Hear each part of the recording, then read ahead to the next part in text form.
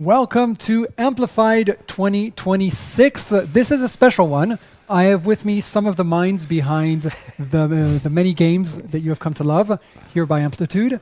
And this year marks the studio's 15th anniversary, quite the milestone. So this year, not only today, but during the entire year, we have quite a few things planned for you.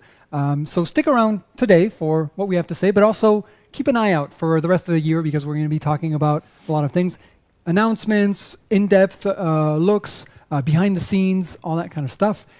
For today, we have a few things on the docket. We're going to talk about what it means for this studio to be 15 years old, a kind of a little retrospective.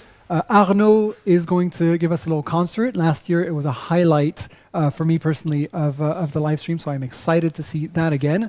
And we are going to have some segments on Humankind, Endless Space 2 and its newest patch, and of course, Endless Legend 2, and its ongoing early access. A little bit of housekeeping. We have some stretch goals like we like to do every year for time spent playing the game in the next few days, I think, few weeks. So the goal is, if you reach 80,000 hours playing all of the Amplitude games, you get a wallpaper pack for the entire community that you can find on the Games Together website. 175,000 hours, which sounds huge, but really it's not that much. When you get, when you see the amount of people who play these games, that's going to give you the Sayada map for Endless Legend 2 and Endless Space 2 DLC free on Games Together if you reach 250,000 hours. So get playing. Open up your favorite game on the second screen while you watch us talk about history, the history of the studio, and, well, some history with Humankind, actually. And also, from now until the 2nd of February, check out our Steam sales. We have some pretty incredible sales, up to 80% off. So check it out. And just before you ask, no sales on Endless Legend 2. It is not even out yet. So we'll stick to sales on everything else, but it's pretty substantial. So if you don't have a game yet, now's the opportunity to get into it and get those hours rolling in for the community goals. Okay, so let's focus up on this year's events. 15-year anniversary. Can you each introduce yourself? Romain, Jean-Max, and Jeff. So I'm Romain de Vaubert. I'm the CEO of Amplitude and one of the founders. I'm Jean-Max, Chief Creative Officer at Amplitude, and I've been here for 8 years. Hi, I'm Jeff Spock. My title is Narrative Director, but internally I'm known as the Lore Meister. I'm also one of the co-founders from back when we set the place up 15 years ago. All right. Well, it's been quite the journey so far. 15 years. 15 years. Yeah. That's a big number. Congratulations. Well, especially when you are an indie studio, you take it really 1 year at a time, and each time you feel like it's the last year. So give it all, So yeah, we've been like that for 15 years. So it's always did not imagine one day I would be here with you guys to say 15 years, and can't wait to say 30 years. But 15 more. Yeah, Absolutely. Yeah, of course. So tell me about the early days. How has it changed since then? The thing I remember about making the first game, well, actually creating the universe, that's what mostly Romain and I did a lot at the beginning was, we're like, well, if the first game bombs, that's too bad. But if we make enough money to do a second game, it'd be good if we had, a pretty solid universe to do the game in, to set the second game in. So that's what we did. We said, well, let's build this universe. And then the first game came out and people are like, where's the universe? It was like not visible in Endless Space 1, but it's come along since then. Well, we did write like hundreds of pages of universe. So many pages. Just we never shared it with anyone. So like stacks of it. Yeah, but we're very happy. And how much of it is visible now? As little as possible.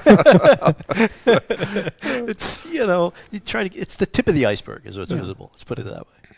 Well, I always say, when you, I build a lot of things and I create a lot in video games. I like to have a story for my internal thought process, even if I don't share it. I know why it's this way or that way. There's a logic behind it. Right. You don't have to share it all as long as it's there to inform the head canon. The head canon. Right. Exactly. Yeah. So what was the studio like back 15 years ago? The atmosphere, anecdotes. Tell me, give me the tea. Well, it was, we were like 12 people at the beginning. Yeah. I think, including the interns. Yeah, I think day it was. one we were 12, I think. Yeah. We realized that it would be a good idea to have a few young crazy students, because honestly, they could have had jobs at real jobs, and they came with us. So They took the leap of faith. Yeah. and the worst is like they were just amazing, and most of them are still here today. But I think we were lucky at the time. But anyway, so yes, it was basically 7 of us and 5 interns. Yeah.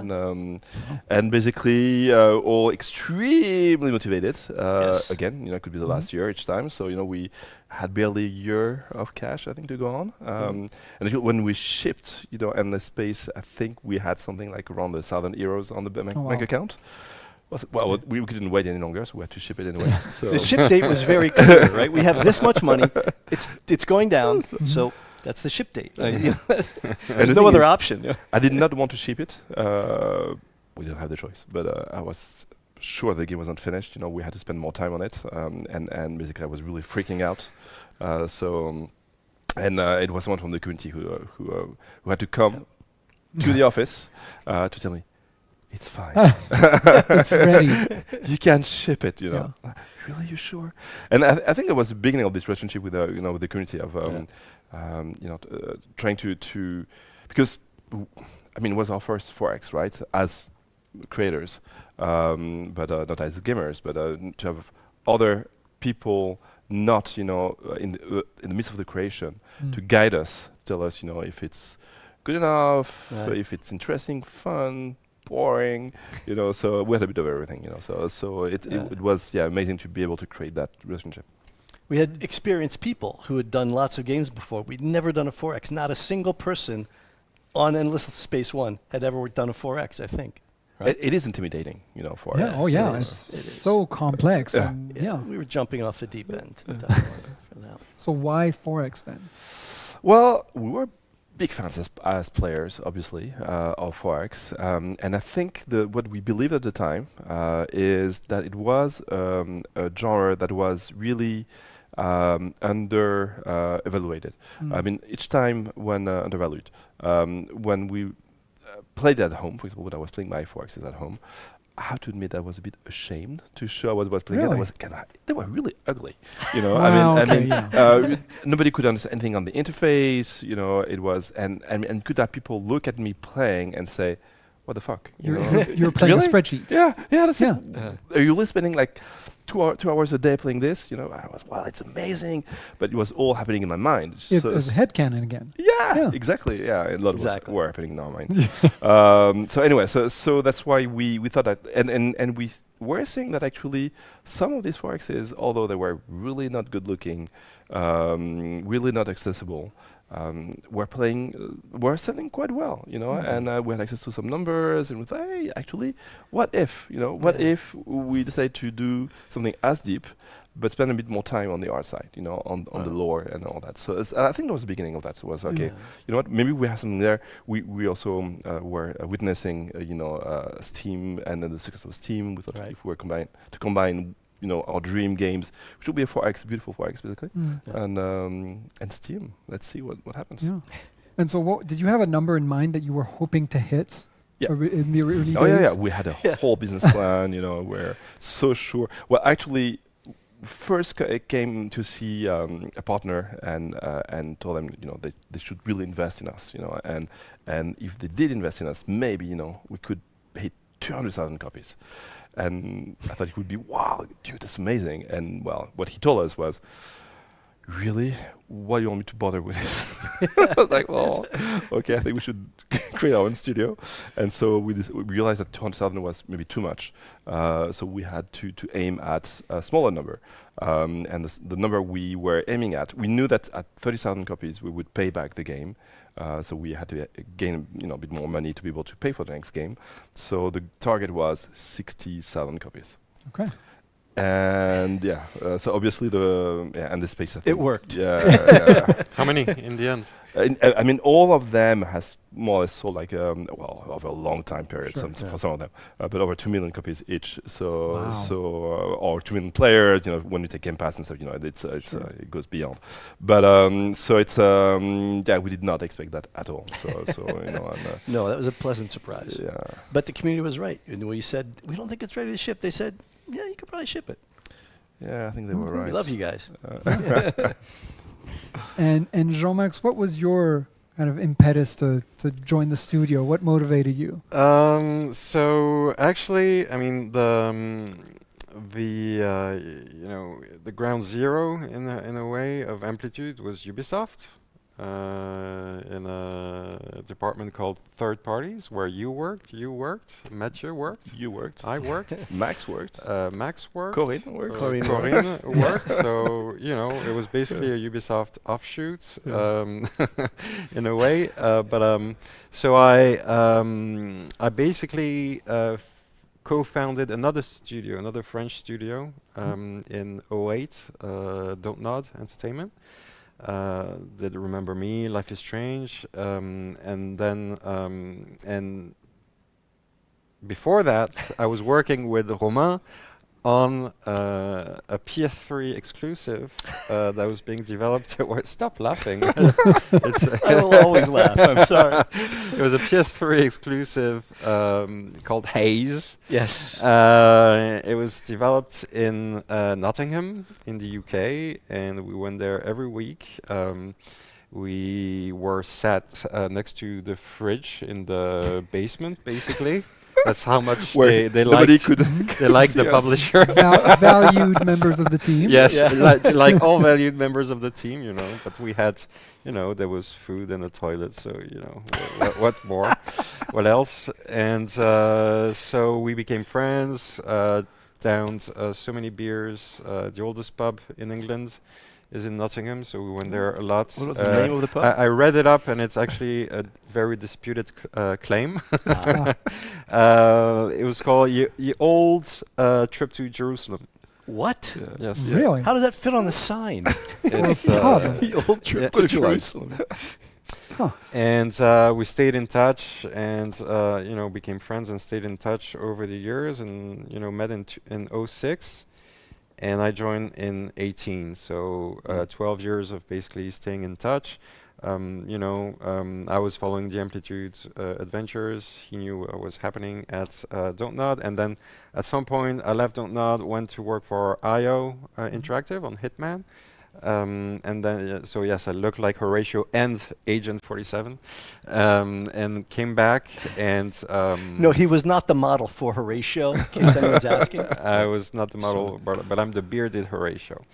And so basically, at some point, I was available, and Amplitude was growing. Humankind 1 was in the works, had not been announced yet. It was called Mercury. And I joined as an EP, executive producer, and basically, you know, over the next 8 years, I, you know, went further and further into the depth of 4X and roguelite, and yeah, became creative director and chief creative officer, and that's me today. Working on all aspects of our games, all the creative aspects, so gameplay, but also narrative, art, audio, animation, everything, really. And Making sure it's the great. games don't ship on time. I'm responsible. I'm the chief responsible Delay officer. for chief delay officer is probably Ooh, Primary job is to fight with production. That's, you know. yeah. I like that title. Yeah, And yeah. you know, titles and names and all that are important. You know, we talked about this pub that has a very strange name. I believe, Jeff, you have a very interesting list of names Oh yeah. that I'd when like you to share. They're fascinating. we were kicking around. You know, we're doing a stream for our 15th anniversary. So I was going back looking at these old emails from when we were founding the company 15 years ago, and I found like this list of the final names we came up with for what we wanted to name the studio. Everyone is. So it was stuff like, I mean, some were really off the wall. Happy Plague. Yeah, I have no idea who came up with that, but it was on the short list. The Foundry, the Factory, Artifactory, Pulsefire, Unlimited. Interesting. And then one that says one more. No, that's it. I Just like one one more. more. Not one more time, one more chance, one one more more. turn, just one more. One more beer. I didn't even think of that one. But it's funny because a lot of people had number one choices, but everybody's number two was Amplitude. So that was the one that sort of it won the vote kind of by default. But today we're very happy. What an with it. inspiring story. Yeah, well, I'm sorry. Can we cut and retake that bit? Yeah. It was number one for everyone. It was, So that's, Yeah. anyway, that's where that came from. Well, yeah, I think Amplitude is the one that works best with all your criteria of French and English. Yeah. And, I mean, you when we talked about it, you said something positive. So I think that's happy plague, but it's still a plague. Yeah. Yeah. No, it's right. Like the idea was, I think we want to find something snappy, working, yes, exactly, in two languages, and positive. I think we love the idea of, because we wanted to make big games. Forex is a big game, Sure. and to have the idea of that, hugeness, Yeah. in the game, in the name of the studio, I think was a bit of the idea, and I think I clicked very quickly when you came up with Amplitude. The only problem that we had when we tried to keep the name for us, we realized there were a lot of music studios Of course. called Amplitude. Yeah. So at the beginning, there was a bit of The confusion on that little side. studios. in Yeah, there, that's it. yeah. Amplitude And a video dash game, a studio. music video game called Amplitude. Yeah. Yes. Ah. Yeah. Yeah, I think it was the first game by the guys that did Guitar Hero. Next. Really? I think so. Not sure. Someone on the chat must know. Oh, yeah. Great. Now we're going to get sued by these guys. It's like, Oops. oh, thank you. Oops. And what else did we find in archives? Anything else? We've got names, and I do believe we've got a couple photos as Yeah. well from the early days.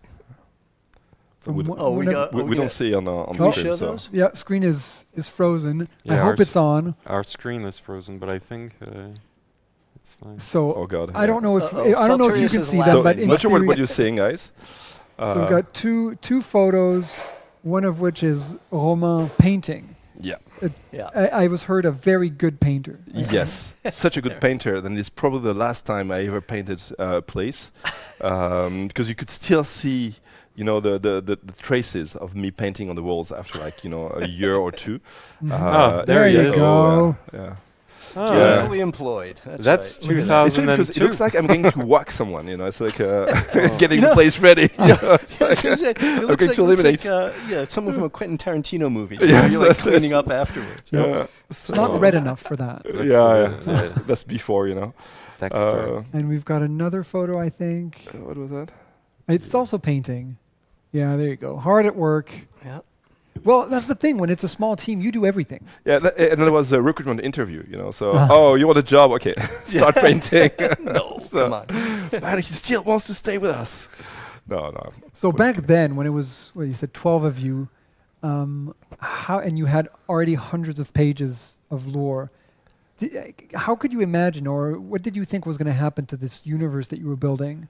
Now so many games in. So I was convinced, unlike some of our players for the first game, but I was convinced, that it would make the difference between our game and games and other Forexes. Yes, of course, everyone said there could barely see a universe in the game, but it was a bit of a fail. Yeah.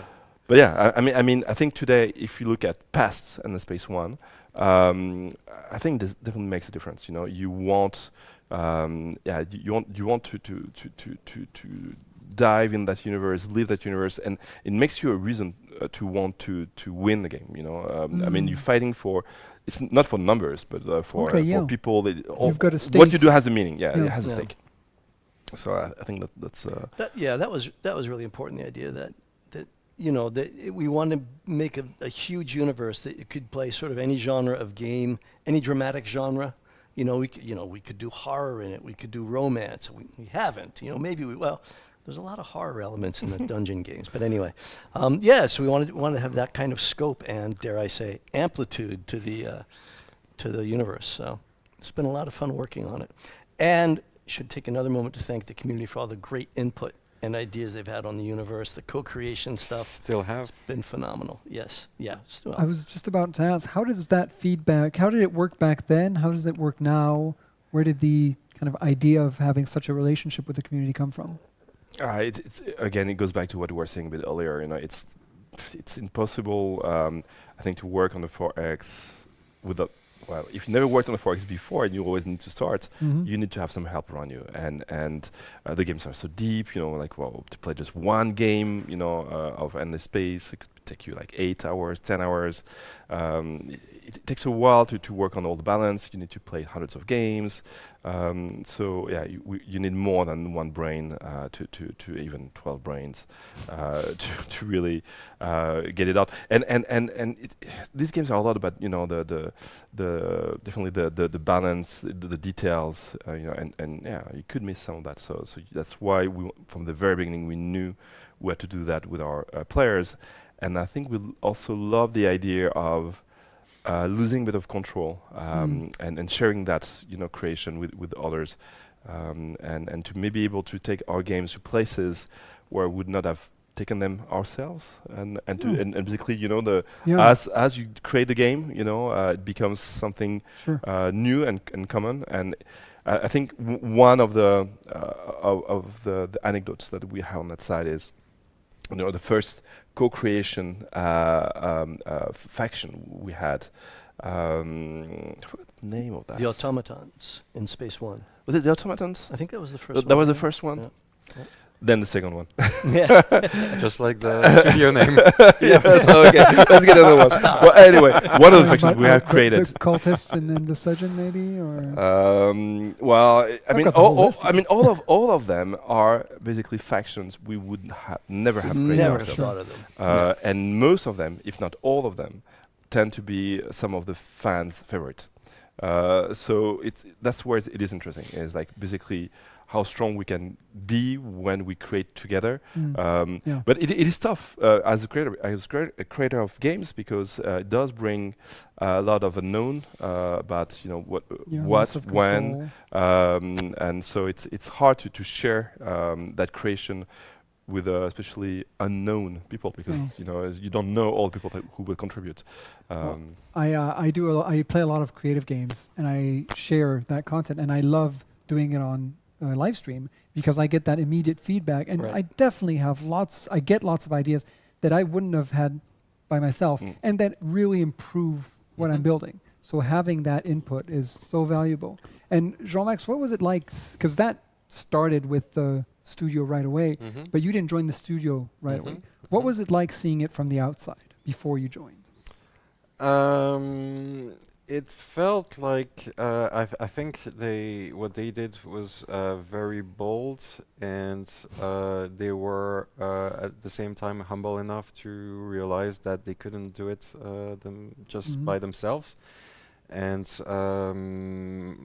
I was just amazed by, you know, the fact that they did it. You know, I mean, you have to imagine being in, you know, painting that and those rooms, and there's not much more there. And to be where we are today with this timeline and all these games, you know, it doesn't happen overnight. And the community has been basically the spine to our growth.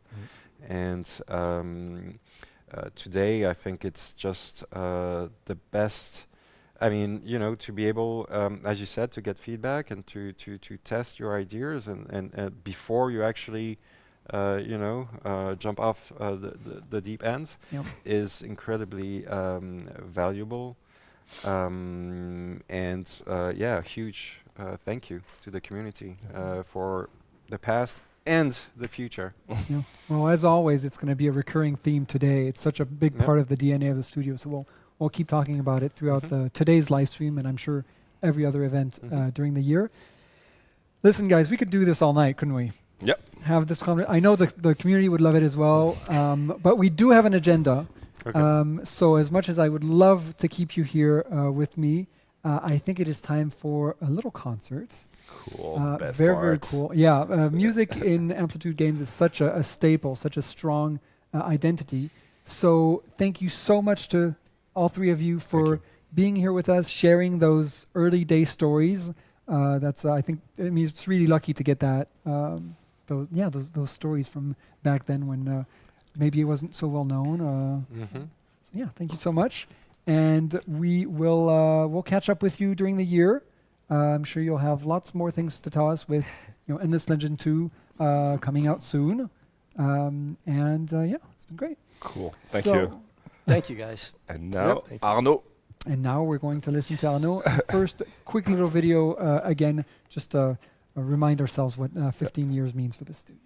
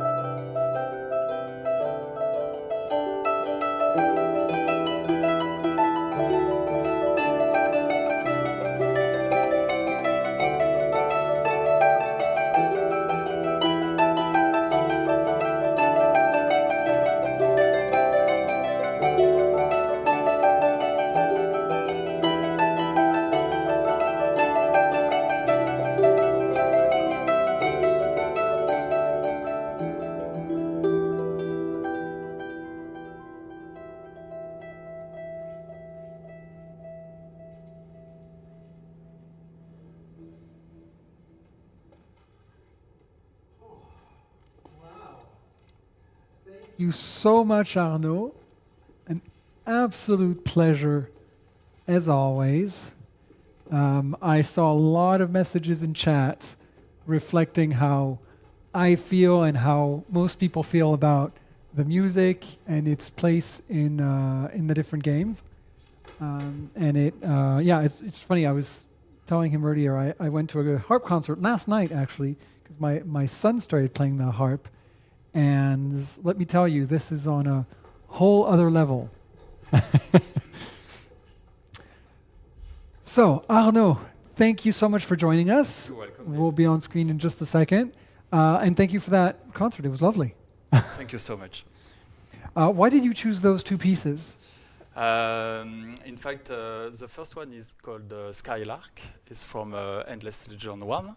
And it was the first piece I wrote for Amplitude Games with the Celtic harp. So it means a lot to me. Yeah.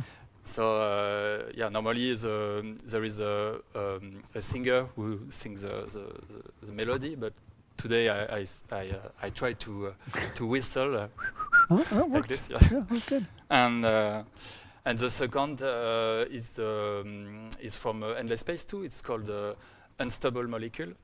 And maybe you don't hear it here, but I use a delay pedal, so the notes are repeated, and it's like a stream, like a molecule, it's very unstable, so Sure.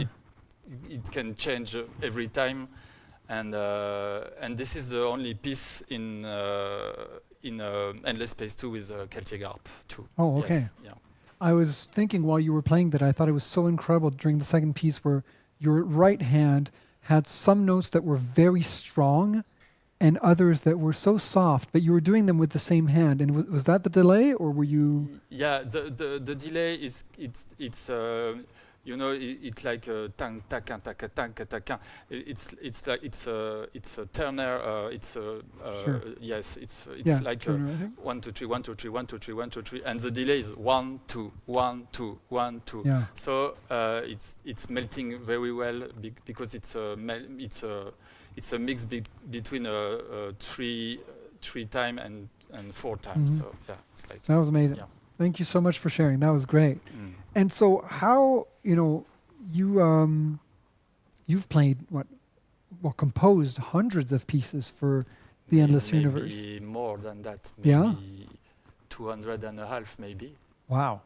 And how do you still, how do you kind of reinvent yourself each time? Yeah, it's quite no, it's more and more difficult to reinvent myself. Sure. Yeah, you know, it's normal because so maybe I try to listen to other composers, to other musicians, and try to figure how music works, because you know it's infinite. You can study it for all your life. Yeah. But I think my way to find new ideas is to try different ways of playing instrument, because ideas came from my hand, you know, not from my brain. So I like to play real synthesizer, playing the harp, playing even with an instrument who I don't know to play. I try to play it with a bow or something, and making textures, you know, and also working with other musicians, because like I did for Endless Legend 2, I worked with a percussionist last year. We played together, and it's a very talented Jean-Noël Godard, and so we work together to find new ideas. And yeah, I think the more people get involved in the work of creating music, it's very useful for me to. Well, and it's to what we were reinvent talking about earlier with feedback and collaboration. Yeah. It works whether you're making a video game or working on, within a team, within, a band of musicians. It's always good to have that external input. Yes. To maybe you're going down the wrong rabbit hole and you think, oh wait, I like that sound. Let's take it out and go that way. Yeah. Yeah.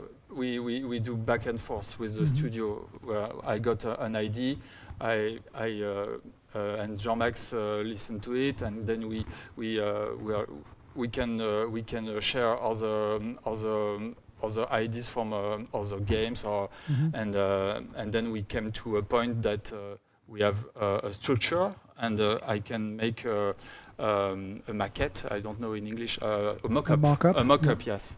A mock-up, and once the mock-up is done, we can have the real feeling of the music, because it's done with most of time I try to record the real instrument even for mock-ups. Okay. Yeah, so we can have the real feeling of it. Yeah.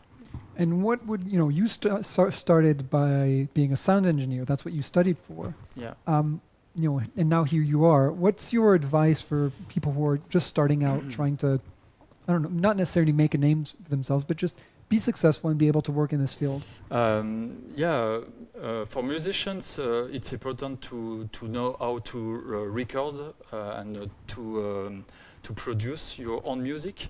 So maybe with computers, it's more and more easy to make your own stuff. So basically, you just need a computer and headphones and some softwares, but learning sound design and learning sound engineering was quite important for me, because learning sound design taught me that you can put several layers of stuff, and making them working well, and and the music and sound design are real stick together in the audio of the game. So it's important sometimes to let the sound design alone, making silence with music, and just letting the music breathe, and players can hear very well game design, important game design feedbacks from audio. Almost using silence as another instrument. Yes, we did that for all Amplitude games. We put silence between music because when the music come back, you notice it even more. It's important, yes. All right. I have a question for you, which no artist ever likes. You've done songs for so many different settings and planets. Which one's your favorite? I think as a composer, I think Humankind was the most great orchestra stuff I made with a real choir, real orchestra. But it's my favorite for about composition. But when it comes to discover new aspects of my work, it was EL2.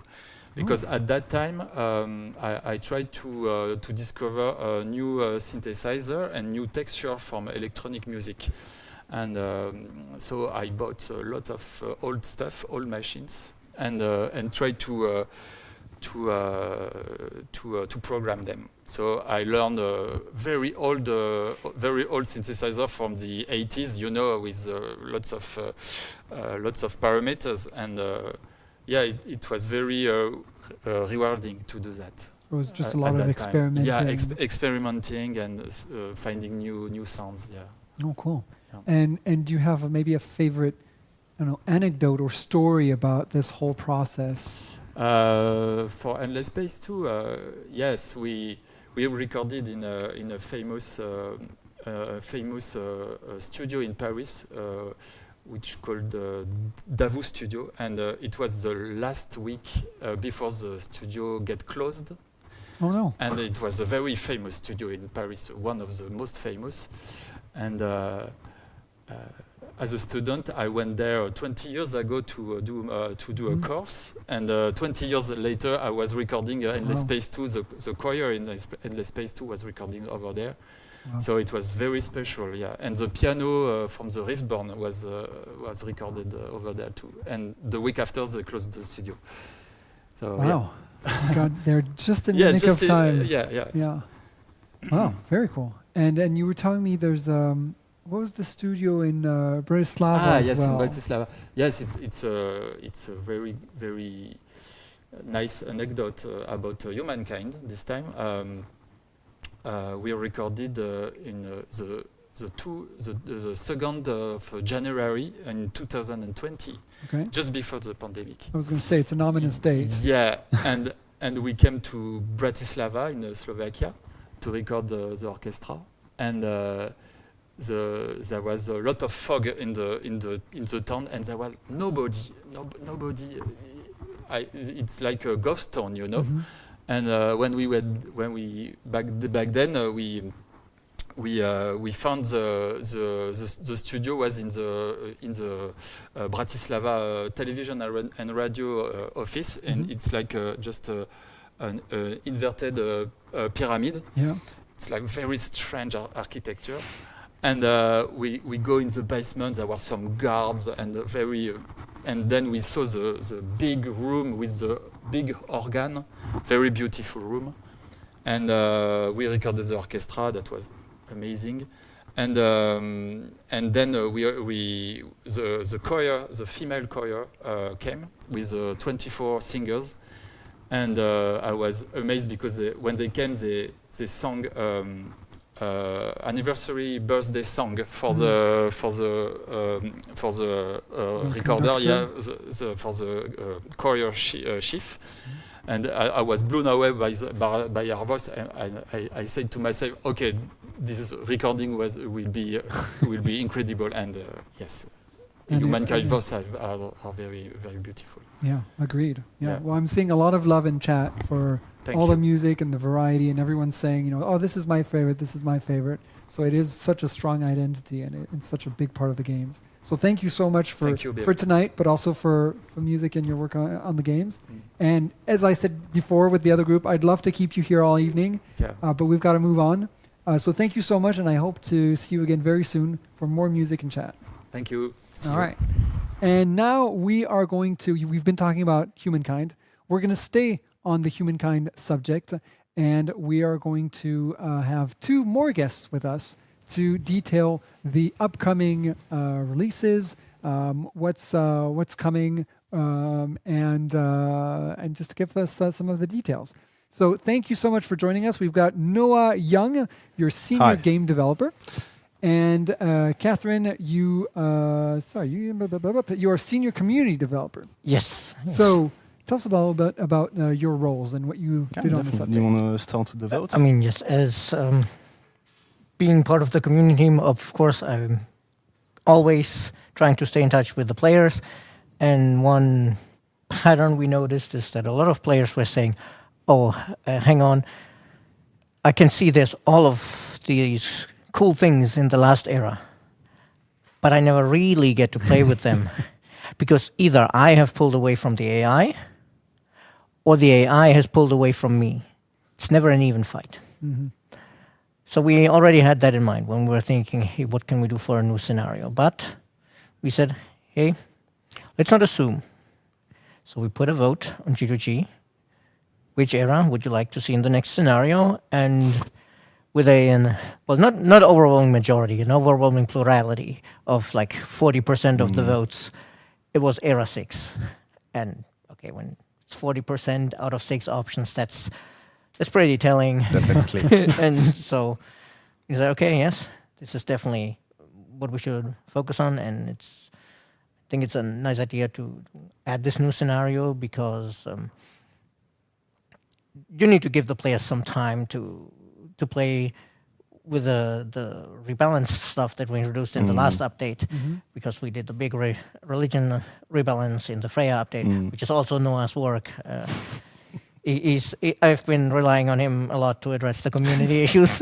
Definitely.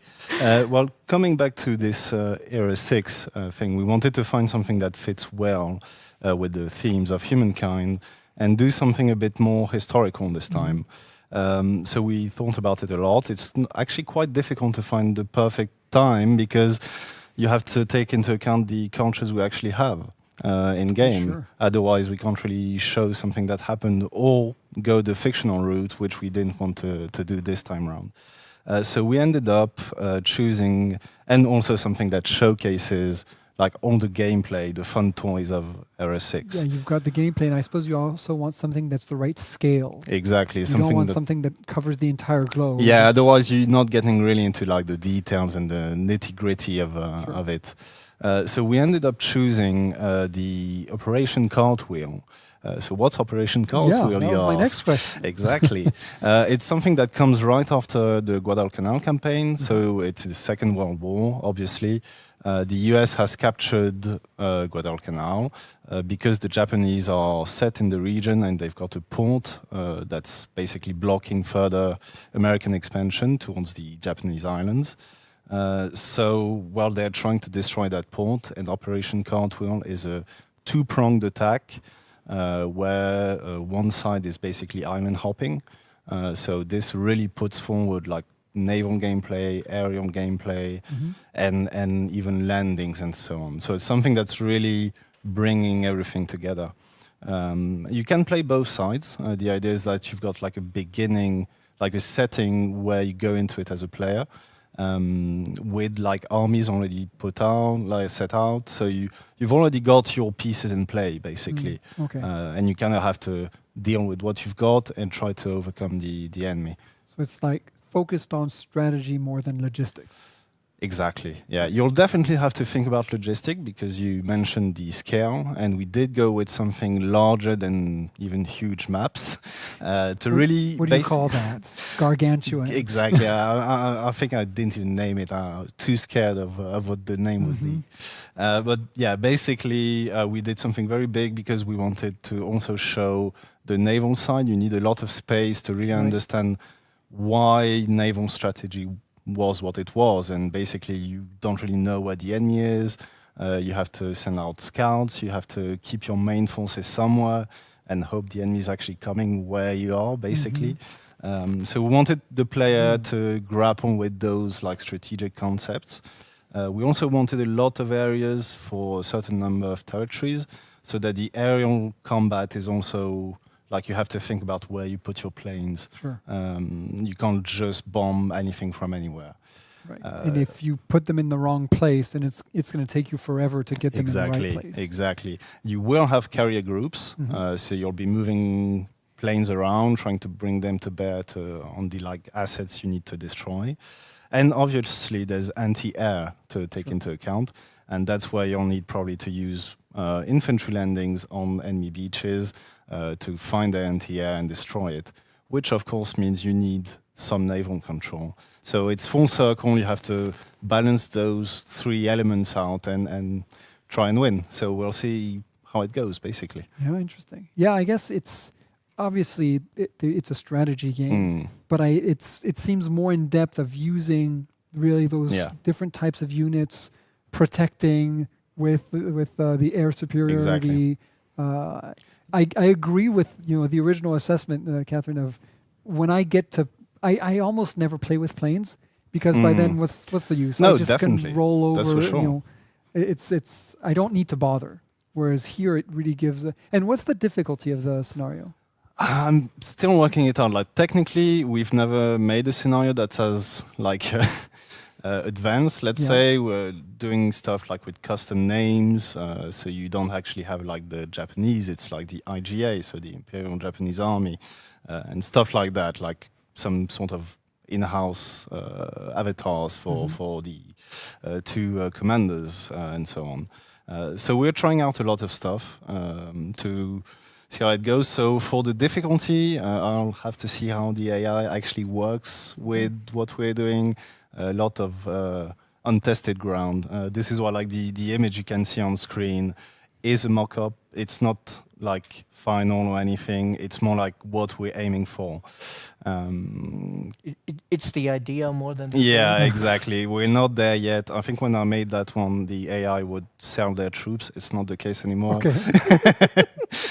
So this is something like a work in progress. Sure. But I'm hoping players really enjoy it because I love the idea. Yeah. they'll be finally like have all those toys from Era 6 we've made that aren't really getting the attention you could get from them. Cool. And do we have a timeline for that? I prefer not to say. You know how it is. Okay. I'm here to ask the hard-hitting question. As soon as it's good, like Yes. we want to focus on quality. Sure. Like want to push something out that's really good, enjoyable to play. Yeah. We'll probably do like some testing beforehand. Try all this which out. will also help us assess the difficulty. Exactly. Like have people test it out, and we'll see. Like, okay, is this working? Is this fun? Well, I'm hoping it's fun. I'm sure it'll be fun. But like, we need to test all this out and get players' feedback. Yeah. We've been basically relying on players since the beginning of the Humankind Live period to get to know exactly what's going well, what's not going well, and to adjust on the fly. And it's been honestly like, as a designer, it's really helpful. Like, Awesome. Very cool. Yeah. Well, I can't wait to get my hands on it as well. awesome. Because I agree with the original thought. You have that to let us know how hard it is as well. Yeah, well, I'm a little bit rusty, but You'll get around to it. yeah, You'll get all it. right. Okay, well, thank you so much. I'm very Thanks. excited. I'll be keeping an eye out in the next few months. Oh yeah. I'm Okay, definitely there. there we go. Next few months. Catherine, we're going to keep you, but not in that seat. Yes. You are going to stay with us because we are going to be talking about Endless Space 2 in the recent big patch that just happened. Yep. Noah, thank you so much. Thanks for And having I'm me. sure we'll talk again. Have a great sometime time later and a in the great evening, guys. year. All right. Bye-bye. So, Catherine is going to hop over onto the computer to show us part of this update, part of this patch. And to accompany me on the couch, I have Simon Diguet, who is Live Ops and Analytics Director. coming accompanied. Hi. Hello, Bill. Good Hi. evening. Hello, everyone. How are you? You look to be in a fine mood. I am actually in a very fine mood. Good. I'm happy to be back with you today. It's been a while since we've been on stream together. I think it was last year at the very least. Oh, maybe even before that. I don't. Well, no, maybe not last year. So yeah, super fine, super happy to be part of this amazing event and super happy to be able to talk with you about Endless Space 2. Yeah. So what have you been up to?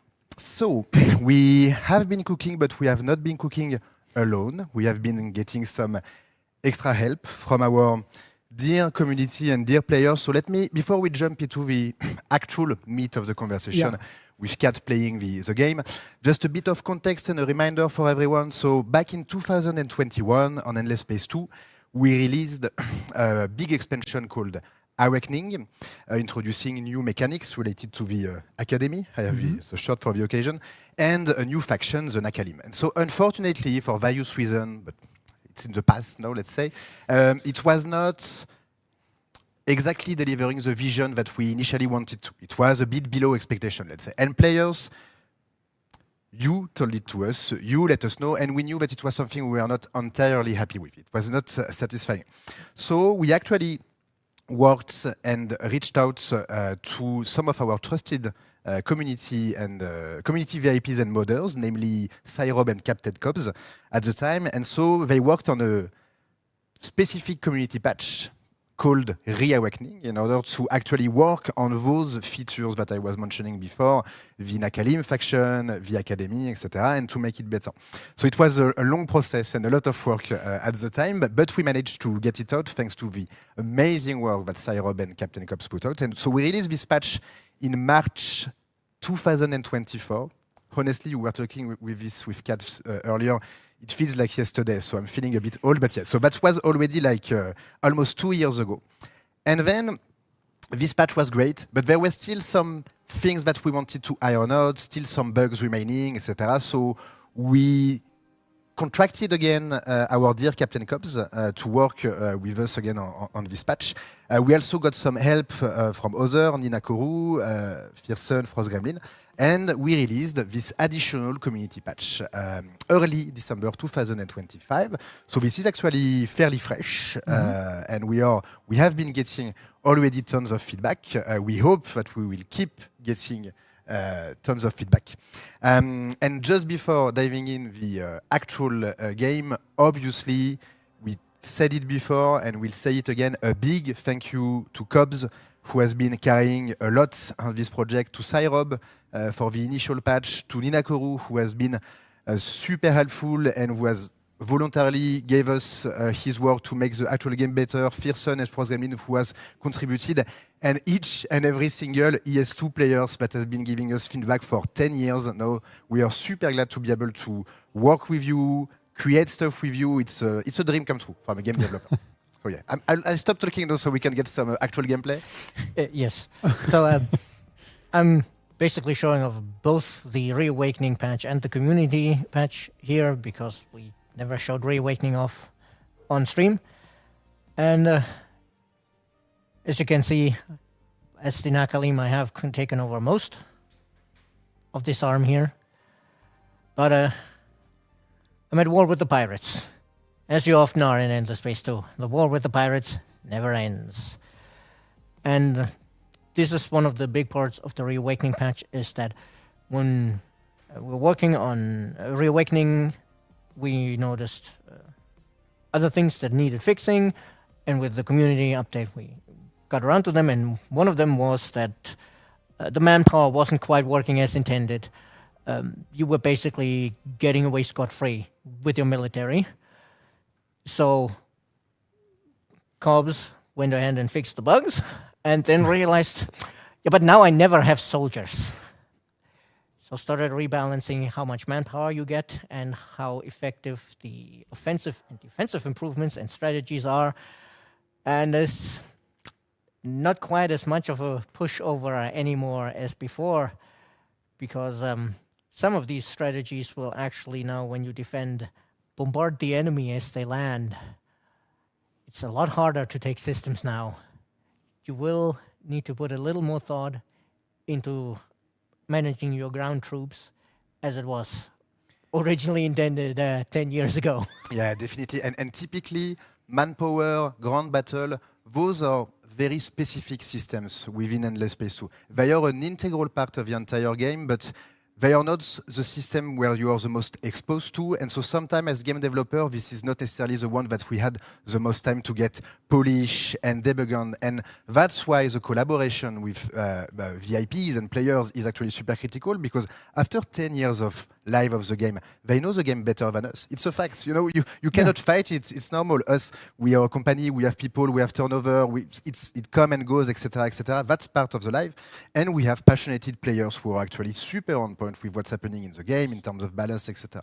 And so that's why the work that they were able to provide here, it's getting closer to actually the initial vision that we wanted to put. And especially Captain Cobbs is very knowledgeable about the specifics of the game and what the community wants, because before we contracted him and paid him to help with Reawakening and the community patch, he had been working on the ESG mod for years and years. So he had experience both in the file structure, in fixing the game, but also in what players wanted and the balance concerns the players had, which expressed themselves here with making the invasions a little more meaty, I guess, a little more deadly. So food isn't as much of a throwaway resource anymore, because food gives you manpower. He also addressed in the Reawakening patch a lot of balance about the ship combat, but looking around, I don't think I have a fight on hand. So we would probably have to take a quick look at the designs here. Yeah. There are some... You might notice something a little strange here. This one, I'm not sure if we can keep it. We changed it so Dark Matter quests actually give you blueprints instead of single ships. But we've seen also some bug reports related to that, so we might have to reword it. Don't be too in love with it so far. But yeah, this is why, even though I have not researched them by far, they're somewhere over here, I do have access to a carrier. And that's good, because the squadrons is actually one of the biggest areas where Cobbs did balancing, because before they were just most of the time not worth it. They would not perform as well as you expected from the stats. And as he was working on that, he also noticed, or maybe he already had noticed with ESG, that there were tweaks necessary on the different weapon types, because we have the 2 energy weapons, the lasers and the beams. We have the 2 kinetic weapons, the missiles and the kinetic. And they had come a consensus among players which weapon types and loadouts are best. So he tried to make tweaks to give you more options on how you design your fleet and how you engage with the enemy, which then in turn necessitated rebalancing on the defensive modules, and then he looked at the support modules as well. And some support modules are now actually specific to hull types. So a lot of the modules that boost the entire fleet, you now need to put on a ship that specifically has support as a role. You cannot just stick them on your attacker that's bristling with guns anymore. So you need to work on actual fleet composition, which shook up the combat quite a lot. There was a lot of discussion about the changes back when they came out. I think now it has settled a little bit.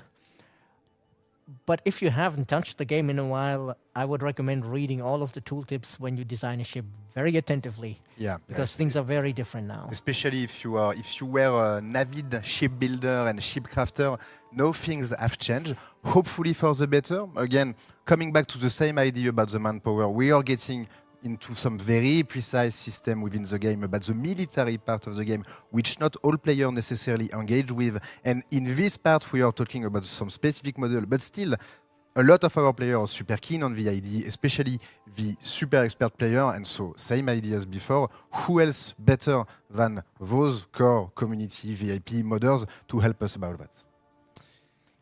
What else do we have, Kat? Do we have a little Yes. bit to talk about the academy, maybe? Is it the Yes, next the thing? economy and the other empires. That's why I zoomed out. As you can see, part of the Awakening DLC is that the academy now expands and grabs other systems to control.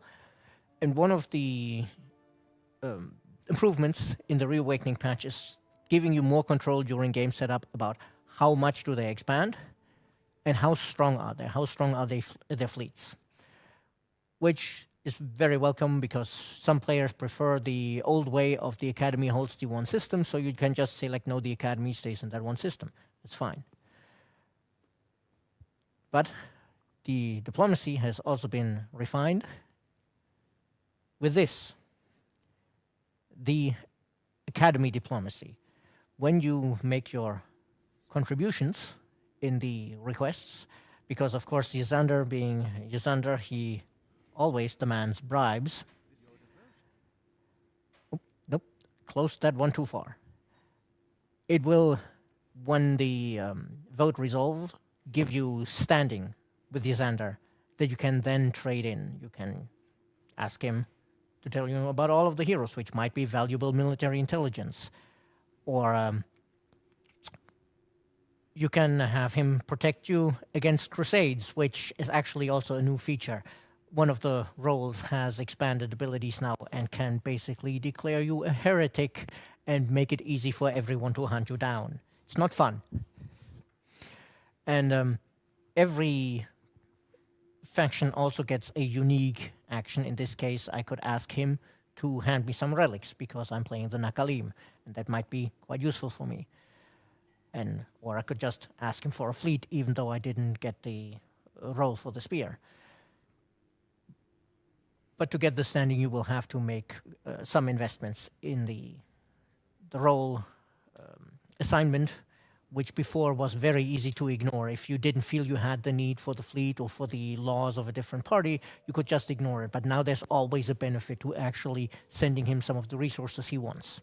Yeah, and I feel that not only it was easy to ignore, but it was also fairly easy to engage with without giving so much of a thought. Whereas now, again, we have been getting into something deeper, and thanks to the December patch, something that is actually matching our expectation as well in terms of balancing bug fix, and should be the final version of what we were aiming at. And now to turn to the other empires, it's less obvious here what I'm going to talk about because I'm only playing on hard, since I'm very rusty and didn't have time to practice with the new changes. But on the higher difficulties, series and above, the AI is now actually engaging better with the various gameplay systems, and especially with the faction unique systems. And that has been maybe a bit controversial, because some players who found it too easy or endless are very happy and have been saying like, oh yes, the AI has teeth now, this is nice, I actually have to think about my strategy. But at the same time, of course, we broke their old habits, and it's never fun when something breaks your old habits. We've all been there when Discord updated their UI and everything is different now, so now everything is bad. And that's kind of what happened here with the AI, because they are more competent now. And But 2 years down the line, you look back at the old UI and think, oh my God, how did I ever like that? Hopefully. Yes. That's the idea, and indeed, I think that at the end of the day, the AI changes are maybe the biggest part, or at least a significant part of the December patch. Yes. And indeed, well, controversial maybe, but it has elicited some strong reaction. Yes. That's for sure. And it's interesting because, again, coming back to the initial vision that we had on the game, the AI is actually now closer to the skill level that we wanted to give them initially, because there were actually some very hidden bug fixes within the code when it comes to using the specifics of a certain asymmetry for the AI. And now it feels that it is competent as it should be, whereas before it was a bit broken. But as Kat was perfectly saying, I can understand that when you have been playing a game for 10 years and you have your routine, your way of doing things, all of a sudden you launch the game, you didn't ask for anything, and what you were doing before, it doesn't work. So that We fully understand and we acknowledge it. It's normal. But for those players who are uncertain about those changes, we really ask you to try, give it another shot. Give it another shot. Maybe put your ego a little bit aside. I am a gamer as well. I have my ego. I like to launch my game in hard, but sometimes it's too difficult for me. Try it again, maybe in hard difficulty or in normal. Try to see what are the changes with the AI, with the manpower, how it's impacting food production, etc. And we hope that after giving it a couple of goals, you'll actually see that the AI is giving you the challenge that you want to get, Yes. and that you have been getting better and smarter while playing. At least that's what we hope. As usual, we are checking your feedback. Yes, we are every keeping an day. eye on the feedback every day. Well, almost every day, not Saturdays and Sundays. Yes, yes. I read that feedback on Mondays. Every day on working hours, obviously. But yeah, and in defense of the players who found that it's now too hard, we did hit them with a 1, 2, 3 punch of the AI is more competent now, and we Yes. throw out your old combat strategies, and we threw out your old invasion strategies. Yes, So that's a lot of change at once, yeah, and that definitely. takes some getting used to, especially if not everybody all the time checks the full patch notes when a patch releases. Just you see, oh, there's a new update, you skim over it, and then you get playing, and the changes might be more substantial than you realize from just looking at the Indeed. overview. Yeah. Even for us, to a certain extent, it was back when we were.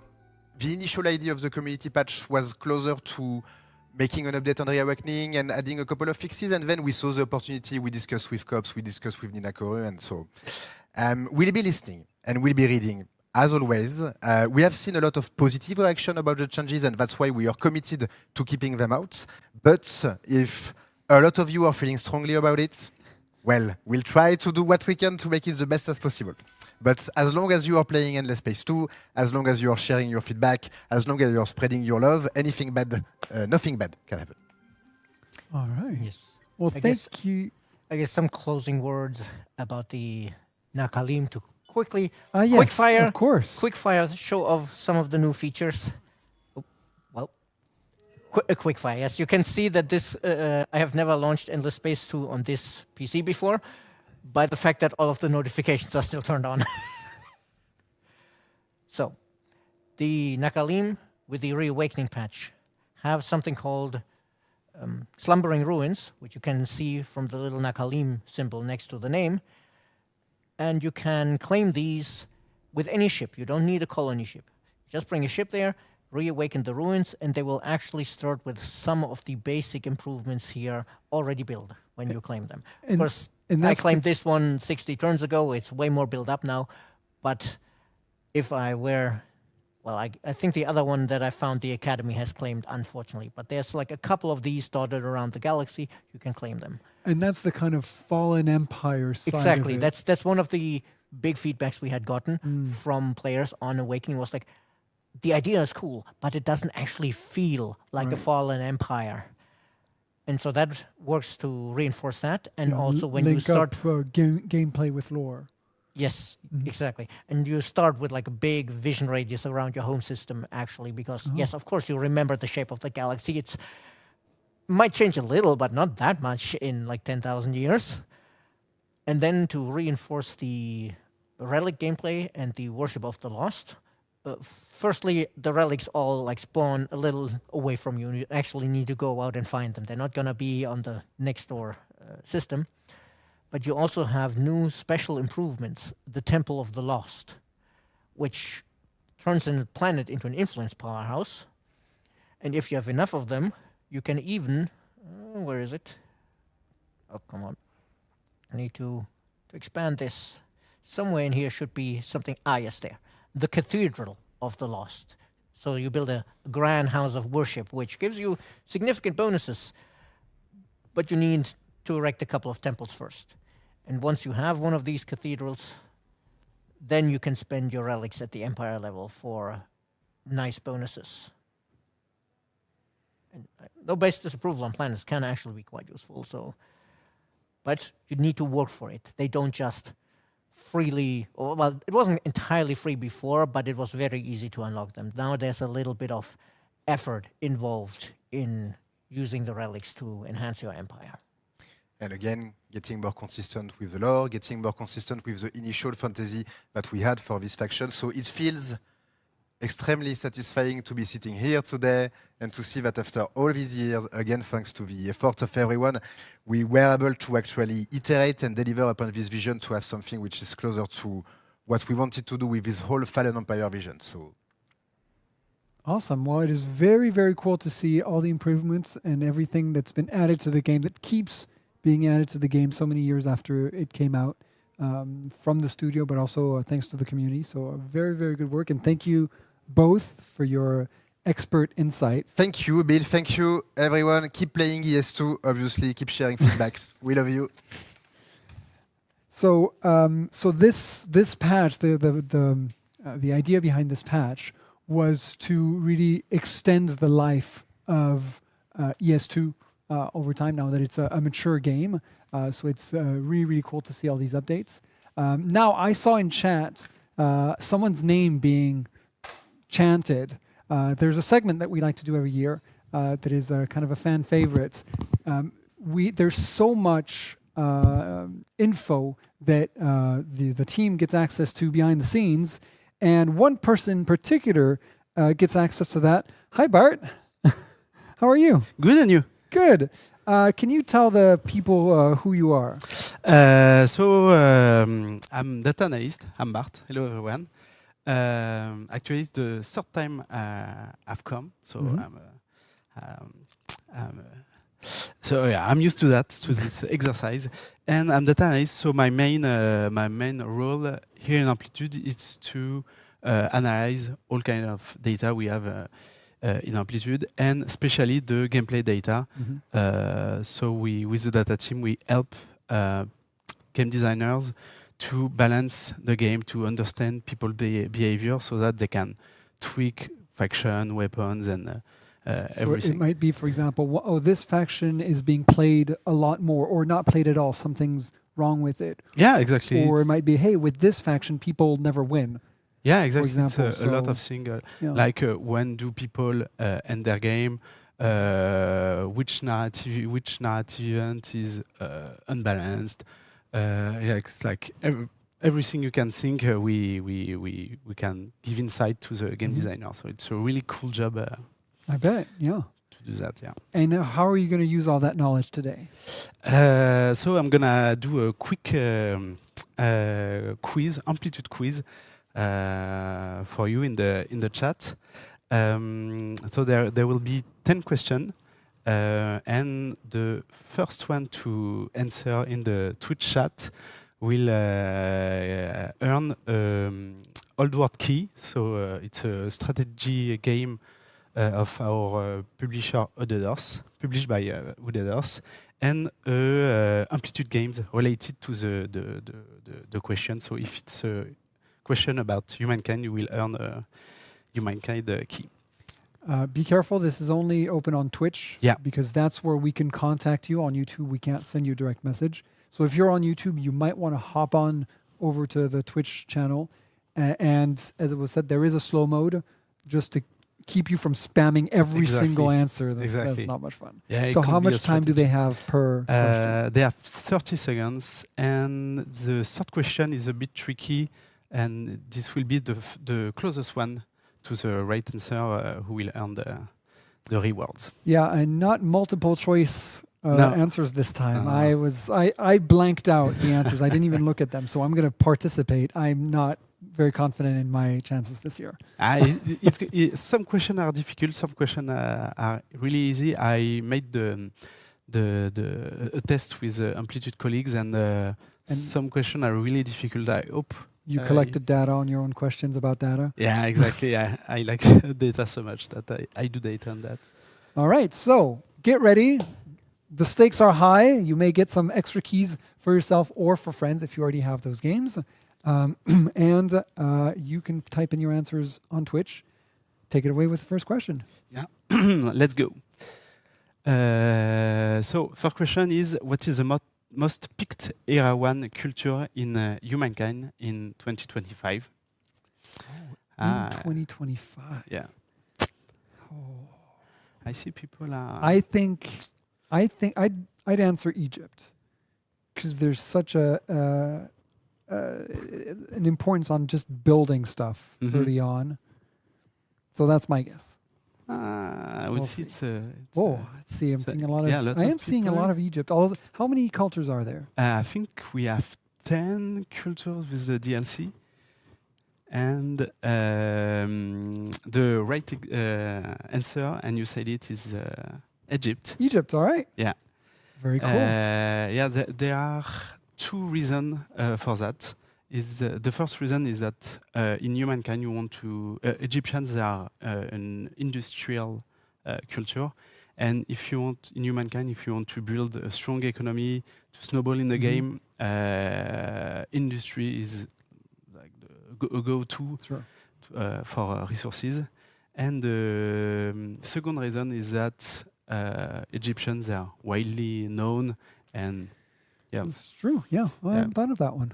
Yeah, I was only on the gameplay side. yeah, Yeah, and yeah, we think that people they go for the culture for they know. what they know, of course. Well, and it is also a culture that it's the Egypt at its apogee. It's incredible. There's gold and pyramids, and it's exactly. impressive. Yeah, it's a huge culture in terms of history and.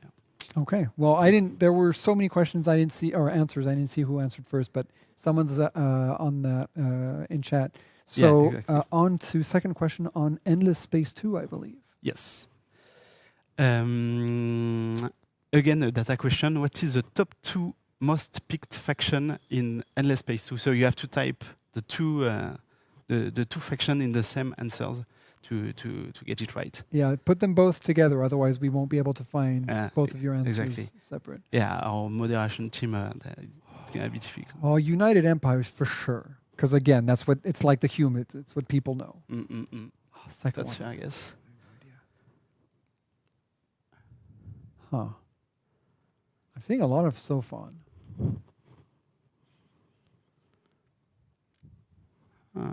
I've seen the right answer, but not many somewhere. times. Not many times. Oh. And yeah, I'm gonna give the answer. So it's the United Empires and the Volters. And the Vultures. Oh, I did see that one a couple times. Yeah. And you guessed it right for the United Empire. It's like they are humans and they are the Tuto faction. So yeah, it's pretty. It's pretty I think normal. that's the first faction that I played because it's kind of the vanilla experience. Yeah, exactly, and not too hard, not too easy. So, you get to grasp with all the gameplay mechanics, and then you can go into a crazy faction. Exactly. And the second one, Volters, which is cool, is that they're not in the main game. It's a DLC faction, so they have a huge success. And their story is really cool. They are like the Vikings of the space, so they're nomads and they have a cool lore. And their gameplay mechanics is strong and fun. It's like portals you can teleport, and that's why people like them so much. All right, question number 3 now. And this isn't about a game. Oh, yeah. This is about it's studio questions. So it's the closest wins. It's how many survey responses we had on the Insiders program and the demo of Endless Legend 2. I see. This one is I have hard. no idea. The sense of scale, it could be 500 or 5,000. Yeah, and for the record, the surveys. Insiders program. Yeah. Oh, and the demo though. Yeah, and the demo. Yeah. Oh, it's got to be in the someone, thousands. Like, yeah. 10,000? Yeah, not bad, not bad. Yeah, not bad. No? Not bad. I think I saw someone post 10,000 though, so it wouldn't be me anyway. And I think time is out. This one is really difficult. We had around 3,000 survey field for the insiders and 6,000 for the Oh wow. the, Right. the demo. And for the record, a survey takes around 30 minutes to Oh, wow. fill, so it's pretty long. It has so many questions, and it can take much longer if you fill all the open questions. Mm-hmm. So I want to take the opportunity to thank all the community, and especially those who filled the surveys. We read every surveys, and it was so valuable to have quality feedback and people giving love and advice. So big thanks. So I had the same idea as Alrinda. Is it 9,000 or is it over 9,000? No, it's less than 1,000. Less than 9,000? Yeah, it's oh, that's a shame. Just for the 1,700. Dragon Ball Z reference. Yeah. Oh well. Next question, which is on the Endless Dungeon. Yes, this one you can have it. So, Oh yeah, who I is got that one. this hero in Endless Legend? Yeah, I got that one. Ah, okay, well done. Oh well, okay. Well, I know who answered Yeah. that one first. I was trying to think. I thought of all the Amplitude games, that's the one that I shouldn't get wrong because I played it so much on stream and hosted so many live streams on it. But yeah, that's the easiest one. Yeah, it's really easy. And actually, this hero is one of the three starting heroes. So this was a very easy. All right, awesome. Yeah. All right, and that is And Zed, is that I it? believe. Yeah, exactly. Cool. It's not because of the chat. You got it right. Oh, no, I got it right. You Yeah. had it before. I got it before you even read the question. I thought, yes, I got that one. So I'm up to 2. All right. Not bad. Is there? Oh yeah, just the reason for that is just that it's one of the starter characters. Yeah, exactly. And you thought that, yeah. people would know that one. All right, number 5 on Endless Space. Oh, this one is really, really hard. So, who is this faction in Endless Space? And wow, some Wow. people I mean, okay. are really good. I saw the answer Wow. before you even finished. Answer, That's asking the impressive. question. Wow, I thought this one was one of the hardest because this artwork is not that famous, but Oh, so because it's a faction that you can play? Because Yeah. I was thinking, you had pixelated it to make it more mysterious. No, that's the it's artwork in the game. pixelated. This one. Oh, it is. Okay. You'll see the image.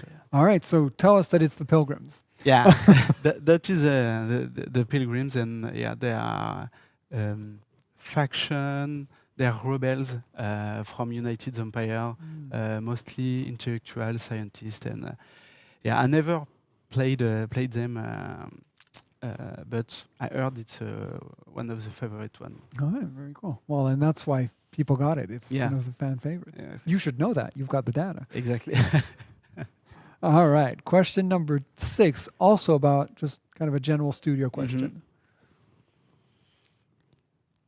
So, which music track shows up in the most in Amplitude's games? So, it's a tribute for Arnaud, who was here before. I couldn't start to guess. Yeah, I'm seeing some it's interesting. So flawless theory is coming back a lot. yeah. This question is kind of fun because I asked it in the studio, and some people they really know Arnaud's music and his music, and some people are not interested at all. So it's a very I'd polar. I'd recognize them, possibly even know which game it was from, but I wouldn't know the name. No way. All right. So is everyone right with flawless theory? Exactly. Wow. That was it. Wow, that was. I'm surprised that so many people got it. Yeah, it appears in 3 games: Endless Space, Endless Space 2, and Endless Legend. Yeah, it's and when you hear it, you know you heard it somewhere, Sure. and I want to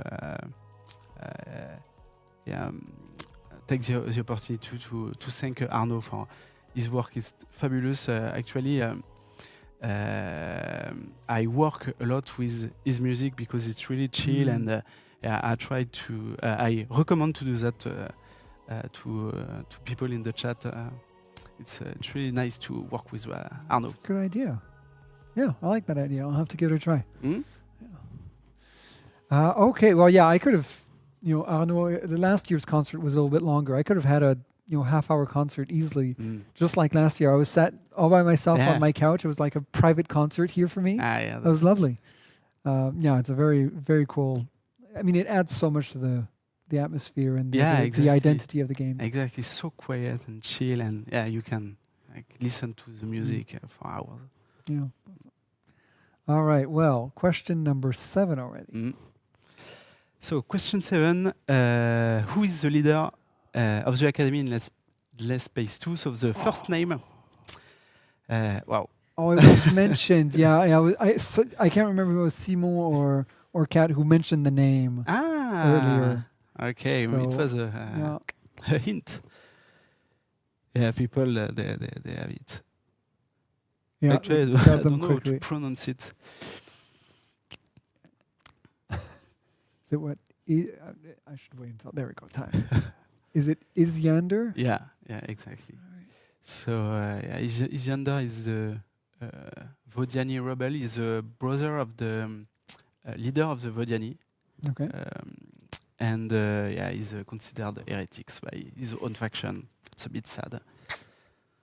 Yeah, I'm curious. I don't think I've played since the academy was implemented. Sounds like an gameplay, but also lore. Both seem to be very interesting with that faction. Yeah.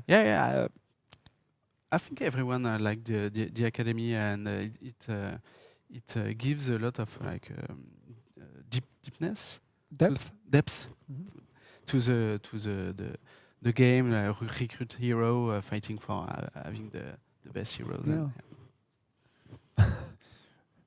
Coburn is saying, "How are people so quick to type correctly?" I am surprised. Well, I saw some, but I'm surprised that there aren't more with like one letter off or something. Yeah, it's hard to write it. I saw the exact. I saw a few where the first I was missing, so it was just yen. So interesting, cool. But yeah, people are now I've seen some people moved on to their computer so they'd be able to type rather than just tap on their phone. So that's a strategy. We've got some serious stakes here. We've got some games on the line. All right, question number 8. Endless Legend 2. So yeah, it's a data questions. And since the early access starts, which Endless Legend 2 faction has the lowest pick rate? Oh, I don't remember the name. What's the name of the faction that only has one city? Necrophage? I'd say maybe something like that because it's such a different type of gameplay. I know I'm, in all 4X, I tend to just sprawl. And in this one, it's a good strategy. You can't. And it's so jarring to play that differently. So I saw a lot of Tahooks, though. I saw the right answers. So give us the answer. And yeah, the right answer is the aspects. So when we saw that in the data, we are a bit surprised because we before the early access, we thought it would have been the necrophages because they are they are bad guys, they are evil, they eat the other faction, they are very they fight, and we noticed that it was the aspects, which are cool because they have coral, they grow, they are very diplomatic and economic, and then we dug in the data more, and we noticed that in France we have a bias with the aspect because French players tend to play more the aspects than the average. So that's why we are very surprised. And is it a question of, like, someone's talking about the fact that it's a lot of diplomacy with that faction and people look for more militaristic factions, or? Yeah, it's a good point. Yeah, because their core mechanic is a bit complex to understand. It's like choral, and they're very diplomatic. And for like your first games, maybe you want to be, you want to use a like more straightforward strategy, like killing everyone, or use the scientist way. And choral and everything is a bit more complicated.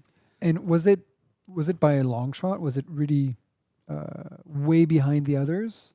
No, it's very, very close to the with the necro actually. All right. And, I was almost right then. I'll count that as a half point. Yeah. Actually, the first one by far is the kin of Sheridin, because they are the Tuto and the human faction, and the others are pretty close. Okay. All right. Interesting. So it's a good sign for balancing. Yeah, it is. Very cool. All right. Almost at the end of this cool segment. And this is going to be a harder one. This is an older game. Oh yeah, as the ninth question. So, which character from Dungeon of the Endless appears in other Endless games?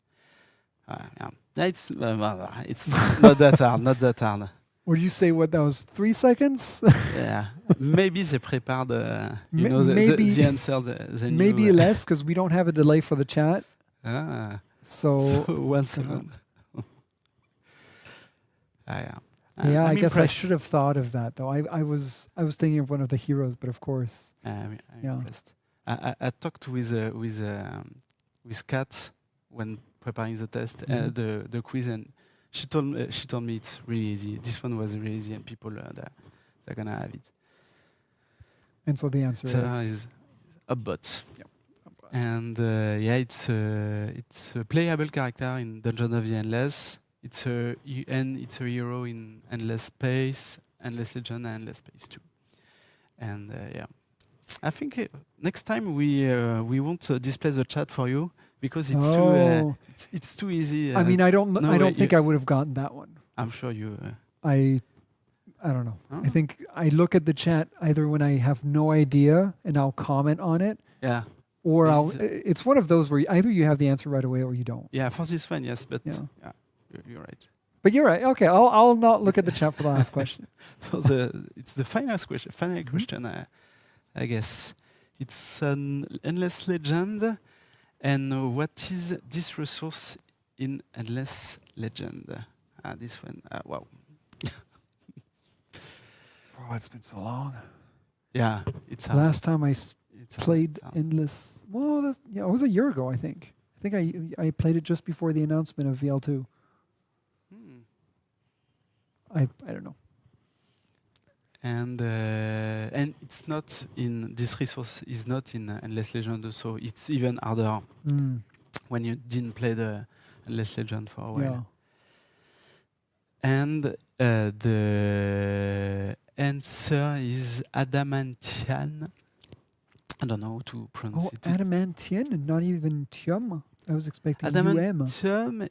It's Adamantium is it's in Star Wars or something like that. The armors, of course. Yeah. Yes, adamantium. Yes. Oh, well, then I don't know who got it, because I saw a few people write adamantium, and I thought, okay, they've got it. But that was the wrong one. Oh, interesting. And it's a strategic resource in Endless Legends. And so how did you find why did you pick these questions from all the data? It's a good question. I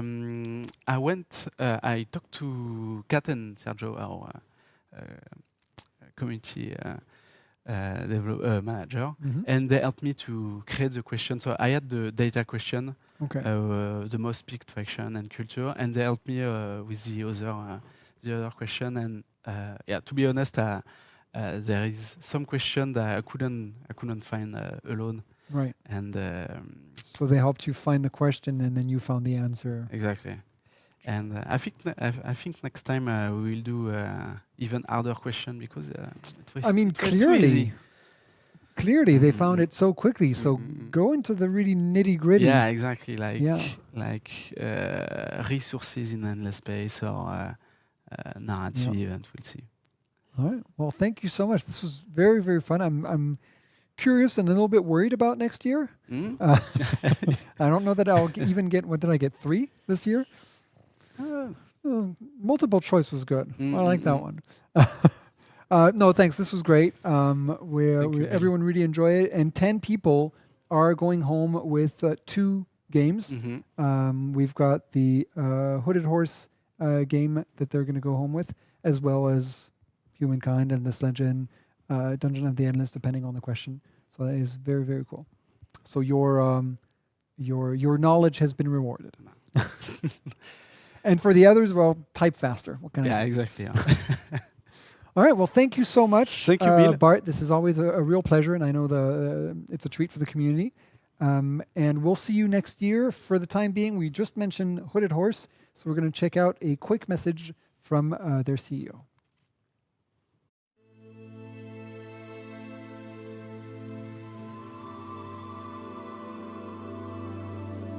Hi everyone, I'm Tim, CEO of the publisher Hooded Horse. We're so thrilled to have the chance to serve as Amplitude's publisher for Endless Legend 2. The game is amazing, and it's an honor to play a small role in this journey. I've been a huge fan of Amplitude's games since Endless Space 1, but the fantasy theme for 4X games is always something I've especially loved. Beyond the wonderful experience that is Endless Legend 1, I'd say my most played fantasy 4X game was the Fall from Heaven mod for Civ 4. Discovering that the mod's creator, Derek Paxton, was the game director for Endless Legend 2 was a wonderful surprise back when I first started talking to Max and Ramon about the game. Endless Legend 2 was just such a wonderful package of personal favorites, made by such wonderful people. We're so lucky to serve as its publisher. I'm excited for all that's to come for the game this year, and I hope we are all looking forward to seeing everything the Amplitude team is working on. And we're back, and my couch has changed. Inhabitants, hi. Hello. Hello, Bill. We saw you last year when you had a small announcement for us. Can you introduce yourself? Yeah, I'm Derek Paxton. I'm the game director for Endless Legend 2. And yeah, that was a high point for me. It was so much fun to come announce Endless Legend 2 was coming sitting down with you last year. It was a lot of fun. And I'm Augustin de Vita, producer on Endless Legend 2. And yeah, it was amazing. The reception was so great. And so you're the guy. Is it Trackmania guy? Yeah, again. You're the guy who's fighting against Jean-Max, who wants to delay things continuously. Yeah. Pretty much. So 2025 was quite a year for you. You'd been working on this game for a while, and it was finally revealed to the world. So how has this year been, and how was the community's reaction? Yeah, the journey was really great. A lot of updates, a lot of feedback from the community. It was really good to get the game out there. Even if we had the insiders, it was really different to get out in the public and getting a lot of feedback, of those updates every month. So it was a great journey. Yeah, the fans have been great. We have over 1.2 million games that have been played so far of Endless Legend 2. So yeah, getting it out, and it just went into early access in September, so it hasn't been that long of a time. But yeah, getting all the feedback, getting all the players in and playing has been fantastic. All right, and so yeah, how has the early access gone so far? What's been kind of the biggest change that you've been implemented? Well, the feedback's been really good. We did have some things. We really listened to the community. We wanted to make sure when we went into early access that it was a full game. It wasn't just a small piece that you could start playing and you can kind of imagine what it was going to be, but it had all the components there. You could play it from beginning to end and lots of factions, which meant we got lots of feedback on various parts of the game. And we've already started making changes according to that. One of the big things we got was around the construction system in the game. Before, you would go in to build a district, and you would pick where you wanted to build it, and then you would place the district. And we switched that entirely, which sounds like it might be minor, but it was a big deal for the UI, for the AI and it works, and communicating to the player how those systems work, so that when you go in, you're choosing, listen, I want to build laboratory. I want to make more science. So I pick that. And then it will say, this is where I want to place it. The nice thing about that was it's more natural to the way the player thinks because he's thinking more about, I want influence, I want dust, I want science, as well as the fact that now when you say, I want a laboratory, the game can do a much better job of recommending to you and saying, you know what, if you put the laboratory here, these are the bonuses you get, or you could put it over here and you get these different bonuses. So it was able to give the players much more information about the way the system worked. But it was, pretty top down, changed the way that whole flow worked. And how much of like that changed, but also changes in general? How much of it was from the players versus coming from you? How much of it was feedback from the players where we thought, oh yeah, no, we went down this direction, but actually we were wrong. They're right. We need to go this way. Yeah, a lot of it actually.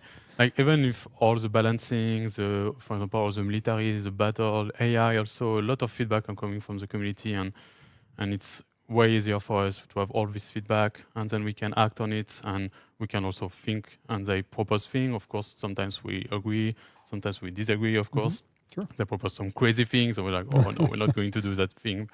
Well, they also don't necessarily know the end game vision. Yeah, also they don't know everything about the games. That we also have some production constraints also. Yeah, and we went through, like you took us through lots of changes to the way that construction worked to try to improve that system, even through the Insiders program. Like we'd make it, we hear players are having issues. Yeah. Let's try to make these changes and make it better, make it better, until we finally got into early access and we got the feedback, and we're just like, you know what?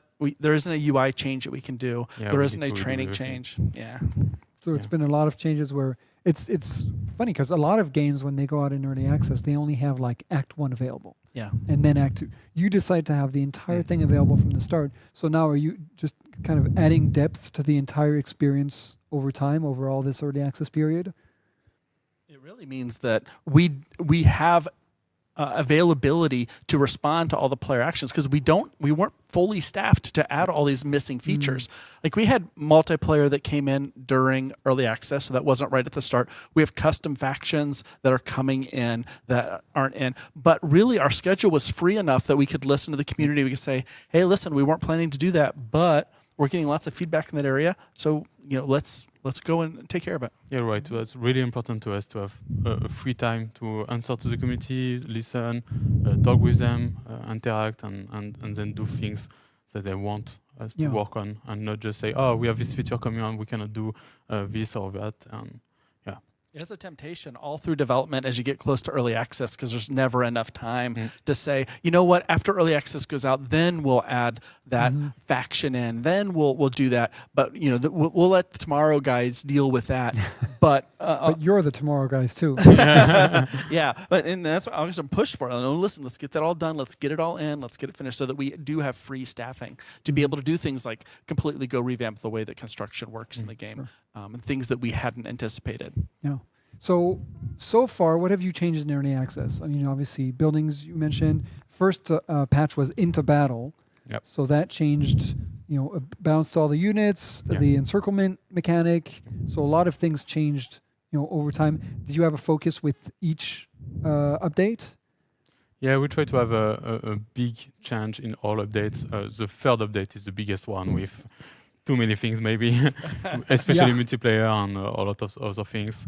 But yeah, for the first one, it was mostly battle, because we know we had some weakness and some balancing to do, and encirclement was a great feature to add to answer a lot of issue on balancing and about the fun also of the battles.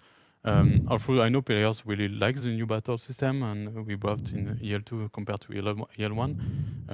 But yeah, it was firstly answering that, and a lot of other things, of course. The designer for battles is also a little crazy, so he's definitely always advocating for it would be a little better if we did this too. And he's usually right. Everything. Yeah. Let's nuke everything and redo everything. Yeah, multiplayer was a big deal for us to put in. Like I was a little surprised. We first went to early access. Whenever I've done early access before for 4X, I've never had multiplayer as that initial start, because we want player to focus on the single player experience. Let's make sure that's right, that's good, before we're trying to troubleshoot multiplayer and the single player game at the same time, and then it will come later. But a lot of players really wanted multiplayer. Like we were getting just tons of feedback on it, and so we really wanted to make sure that that got in. So we got that out in the December update. We had it out for test. Anybody who wanted to get in early and try it out could do that. But for the December update, it went public to everyone, which was great to see, and lots of players coming in. We did a night where we played with anybody in the community that wanted to play multiplayer. We would jump on and we would play a multiplayer game with them, awesome. which was a lot of fun. Yeah, I'm surprised that it was such a hot topic because I play a lot of 4X games, and I very rarely play multiplayer. Yeah. Sometimes, but for the most part, it's a very single-player experience because it is one of those things where you start playing and then 5 hours later, oh my god, I need to go to bed, and you can't necessarily do that, with friends all the time, or you'll just hop on and play a few turns and then I got to do something else. Yeah. So it's harder when you need to organize those. Those evenings where you say, all right, guys, we're going to play for 3 hours. Yeah. It's not a little game you can go in and play for 45 minutes and then be done. Like it's a longer game. Oh, yeah. I when we played that community game, it was about 2 hours in the game that I played. About like turn 120, like the game was over. Like victory was certain. Wow. It was all locked down. It was a really good game, but we got it over in 2 hours. That's quick. Yeah, because the community member I was playing with destroyed me. Absolutely lost terror. He was so much better than I was at the game that, it was 2 hours and it was embarrassing, honestly, but he did a really good job and tore me apart. It is incredible. We were talking about that for Endless Space 2, how at a certain point, the community knows so much more about the game than its own creators. I like you putting it that way. That's great. That takes the stress off of me. Well, and I mean, for games or anything else, for movies, you'll be like movie bloopers where people will confront the director and say, "Did you know that on?" And of course, the director doesn't know or doesn't remember because it was 20 years ago. But fans are diehard. It's moving to be able to reach people and have them be so passionate about something that they know more than you, whose job it is to know about it. Yeah, it's great. Well, our job is just to make the game, to make the fun experience there, and let the people live in all those details. Yeah. So update 2 was Clearing Skies. That came out in November, I believe. What was the idea behind that update? November update. That was it was a new okay. You're supposed to remember these things. I've got the cheat sheet. Okay. There was a new main HUD. Oh, yeah. Oh my gosh. Of course. The zone of control and the talc. That was something from the community also, Okay. saying that the buttons were all over the place on the HUD and missing some information, the science, for example, things like that. And we were a little, are you sure you want the science? And we're talking with also the VIPs and all the community. Are you sure you want the buttons on the left? And our UX, Leo, did a great job, like creating the sky and making it better. There was, at the same time, we are discussing the new construction menu for December. So it was all on plan. And it was great. We sent it out to the community on amplifiers. Say, this is what we're going to do for the HUD, and they told us, I like that, I don't like that, I like that. And it was easy for us to adjust, and I think, it was really better afterwards. That was fantastic. Like, not even the place where we just hear the feedback and go and implement a new solution, but we hear the feedback and then we just post concept pieces to the community and got such great feedback. We were looking at something that was a little bit further, and we were going to change the way that the city menu looked too. And they're like, no. The city menu is fine. It's here. And so really, it saved us so much time and energy. And the reason why early access is so important and this feedback from the community really does shape the game we end up making. It's really great that we can have a communication with them also, because sometimes we see comments, I don't like the UI. It's so vague, and we don't. Yeah. And so it's good that we can send them something and say, hey, what do you think about that? And they say, this is not exactly what I want. Have a very specific piece of feedback, actionable, rather than, because we were talking about it earlier, where saying, I love the game, thank you. Yeah. That's a very cool comment, but I can't. There's nothing for me to, or I love the music. What do you like about the music? Whereas, not that I encourage people to have negative feedback, but often negative feedback, unless it's just, I don't like this game. It'll be like, I don't like this because that's. Think, okay, now that's something that I can work on. Fortunately, we have a great live team, so we have surveys that come up. We talked a little bit in the last segment about 9,000 surveys during the Insiders program and the demo. We have about 10,000 survey responses through early access. So our live team does a really good job of, if we have any area that I'm not sure what they mean. Like, we hear people saying they don't like UI, Like, You're right. We can't action that, but we'll put some more questions in the survey. Okay, do you like the UI? If you say no, then let's ask what don't you like there. Our community managers like Kat that you met are great because we can tell them, hey, listen, we're getting lots of feedback about this, but we don't know. Can you go talk to them and put some posts up and see what they think? And it's been great. We always get the feedback that we're looking for. And it's really quick turnaround. I mean, the game went out in early access in September, and by November you had, as you said, an update that was primarily driven by the community and their feedback. So it's able to shape the game really quickly. And so in December we had obviously multiplayer. That was the headliner. So do you know with the data how many games were played with multiplayer versus single player? How big it's become? Yeah, about 14% of the games are multiplayer games, so it's much larger than I was used to seeing before. I'm usually usually seeing it in the 6 to 8% range. It feels like it's really good. Multiplayer is one of the things from our perspective. Like, I know some players use it, but the bulk of players never touch it. So how much time and effort do you want to put there? But and with Endless Legend 2, we've seen a lot more there. And I think part of that's due to the game, part of that's due to the community, and I think gamers are just changing a little bit where they want to play with their friends. True. Yep. Oh, that's very cool. Yeah, it's got to be so strange though, because so much of the the changes also are the importance is on AI and how the AI reacts, and you want to have the best AI possible. Yeah. But it's never as good as playing against a human. You'll get crushed for sure, especially if it's on someone you find online. You'll get crushed. If it's with a friend, maybe. Yeah, you may be a little mad at the AI when it backstabs you when you thought you had a treaty, but it will never get the burning fire of rage that when your friend does it. No. I remember all the old RTS games like Age of Empires and all that. We'd all play single player and think, "Oh, I'm so good at this game." Then you jump online, like, whoa. Yeah, it's a whole other level. So that was the big thing in December. Anything else that we had? There's a pacification quest also, but we're going to talk more about writing with Jeff afterwards. Okay. So we had the necrophage updates, using more corps and making better economy. It was great also. Game speeds. Game speed, that was a big thing for multiplayer also, because you cannot play 300 turns sometimes, or 100 turns for the first one. Absolutely. And what's the insults and compliments? Plenty of those.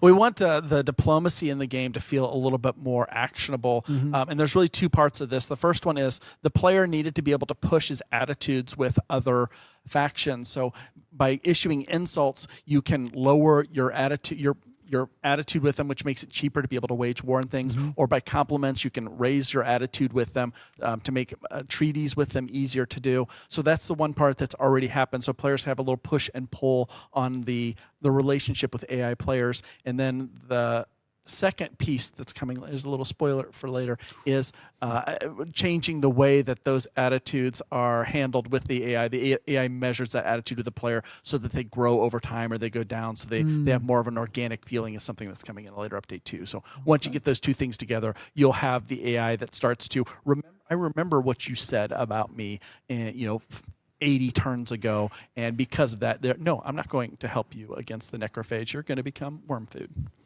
Okay, that's interesting. It means that things don't just kind of go. I feel like it's some games like that, some 4Xs, you can't really control the attitudes, and you'll be like, I've been trading with you for 100 turns, and you still hate me, or we've had an alliance forever, and you just broke it, or vice versa. So it's good that it's, again, actionable, and that you can have an impact on those relations. Yeah. Very cool. So you mentioned someone who I think loves the spotlight, and I see him sulking around the sets.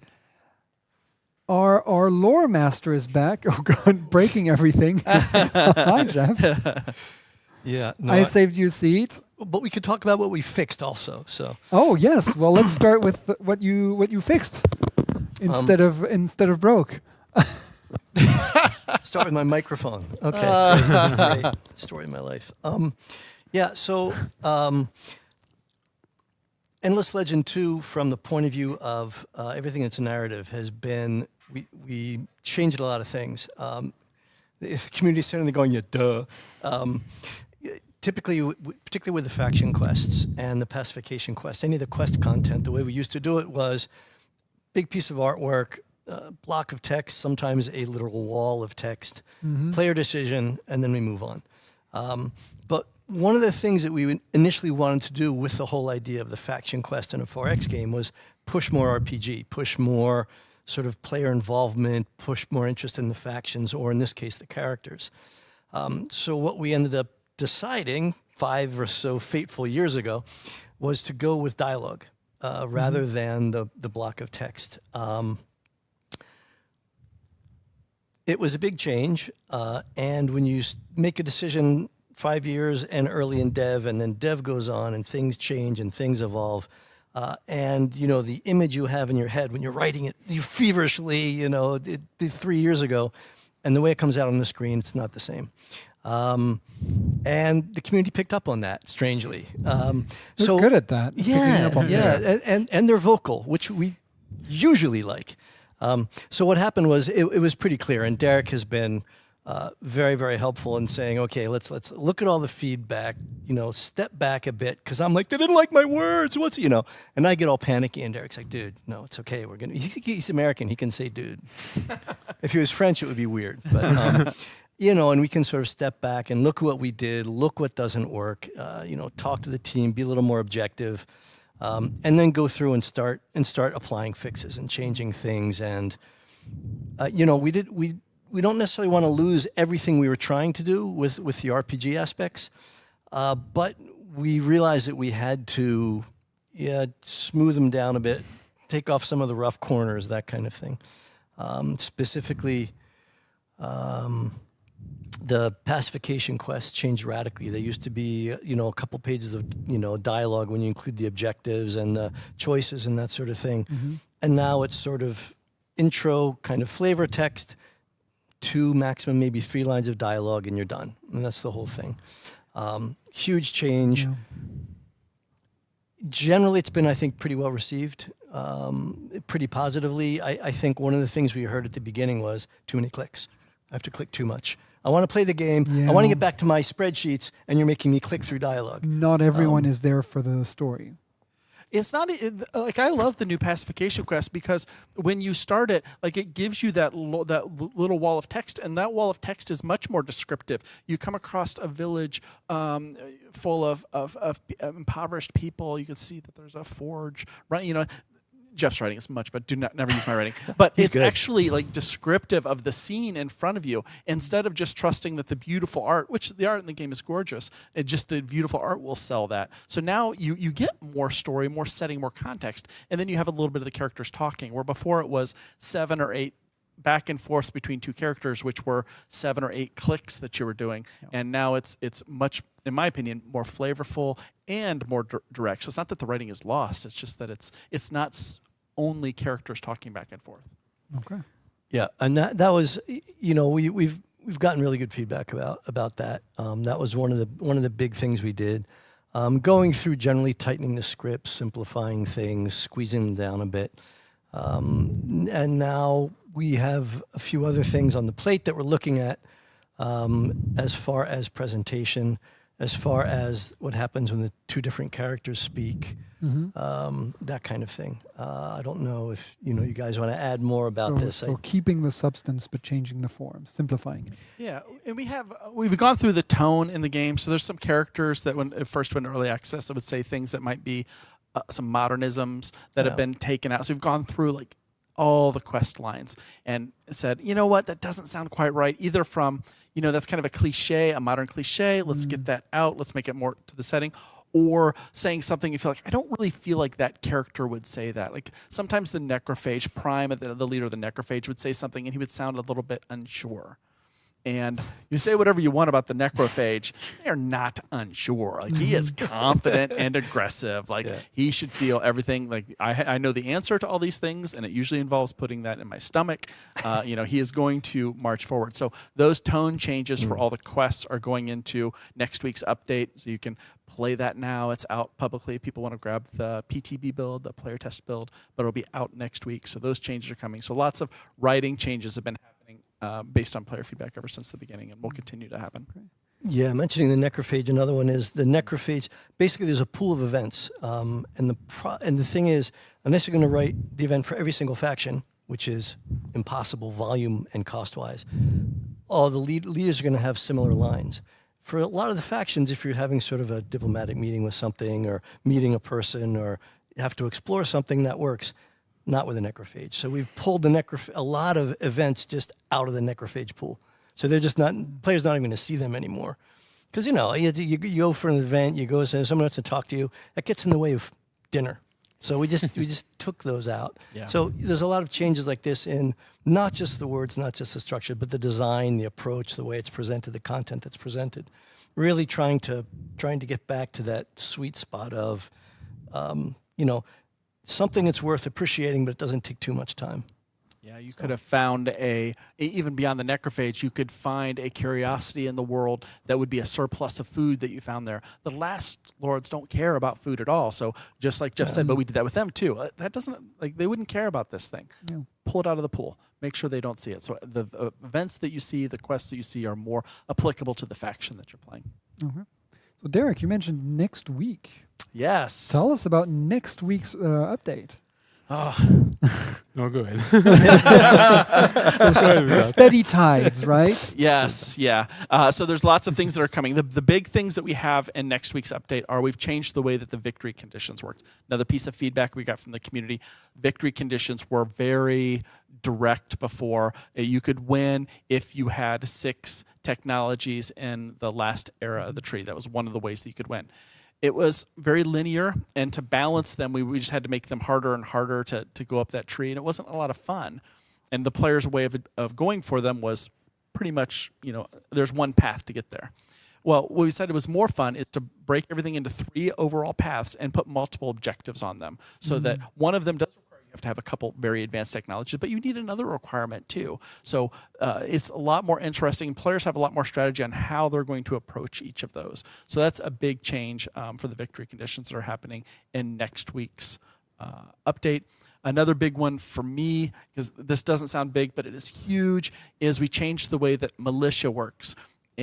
Prior to next week's update, you had militia. The amount of free defenders that you got in all your city was an empire resource. So all of your cities had exactly the same ones. From your capital that you founded on turn 1 of the game to that new city that you just built 3 turns ago, which meant when I'm going to attack or I'm going to war, I don't have hard and soft targets to go after. Every target's about equal, so I might as well go after your capital. Sure.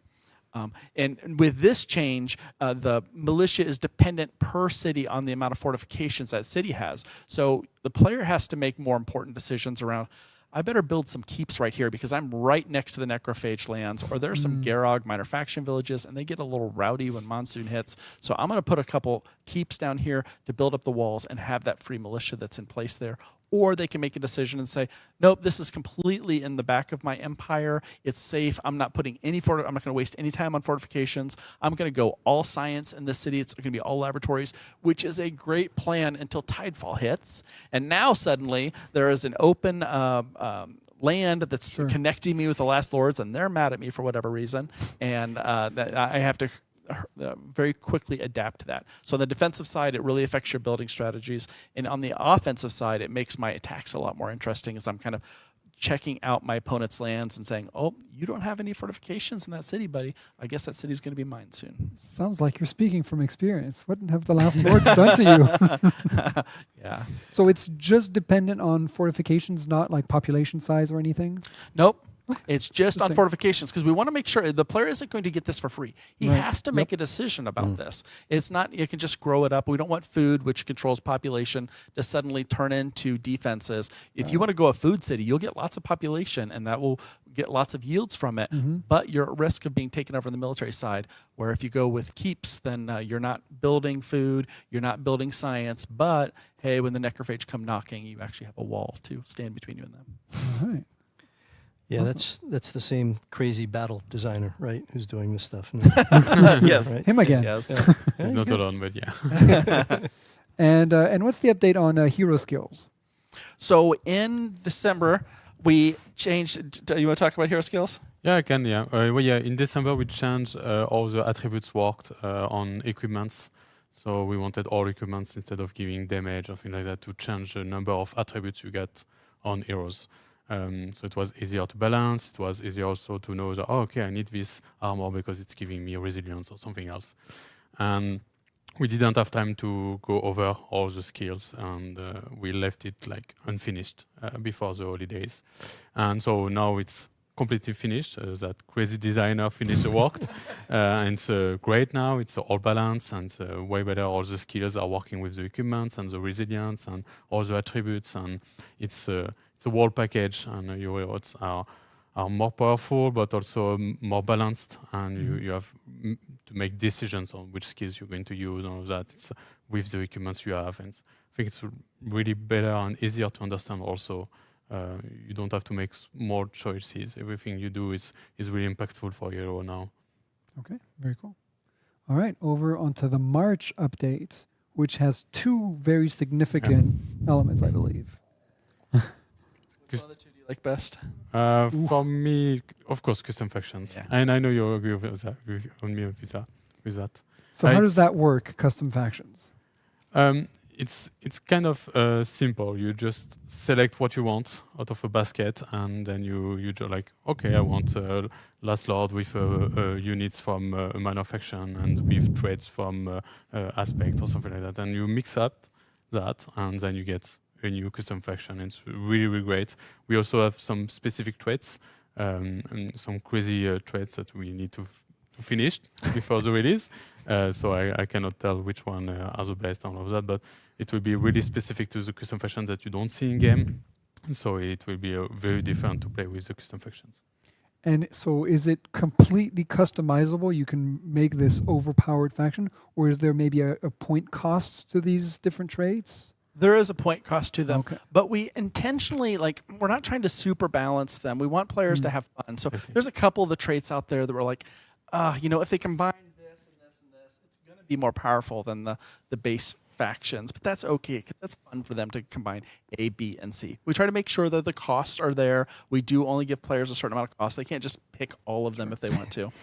And there's plenty of them that get you some points back if you take them and you have a negative there. You can't build any dust districts with this faction. Like, you could choose that. You get additional points to spend elsewhere, but yeah, you're going to have to work that out.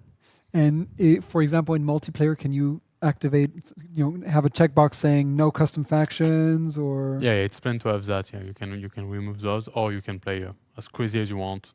Yeah. I mean, you can play 6 players with on each player have a custom faction, crazy one.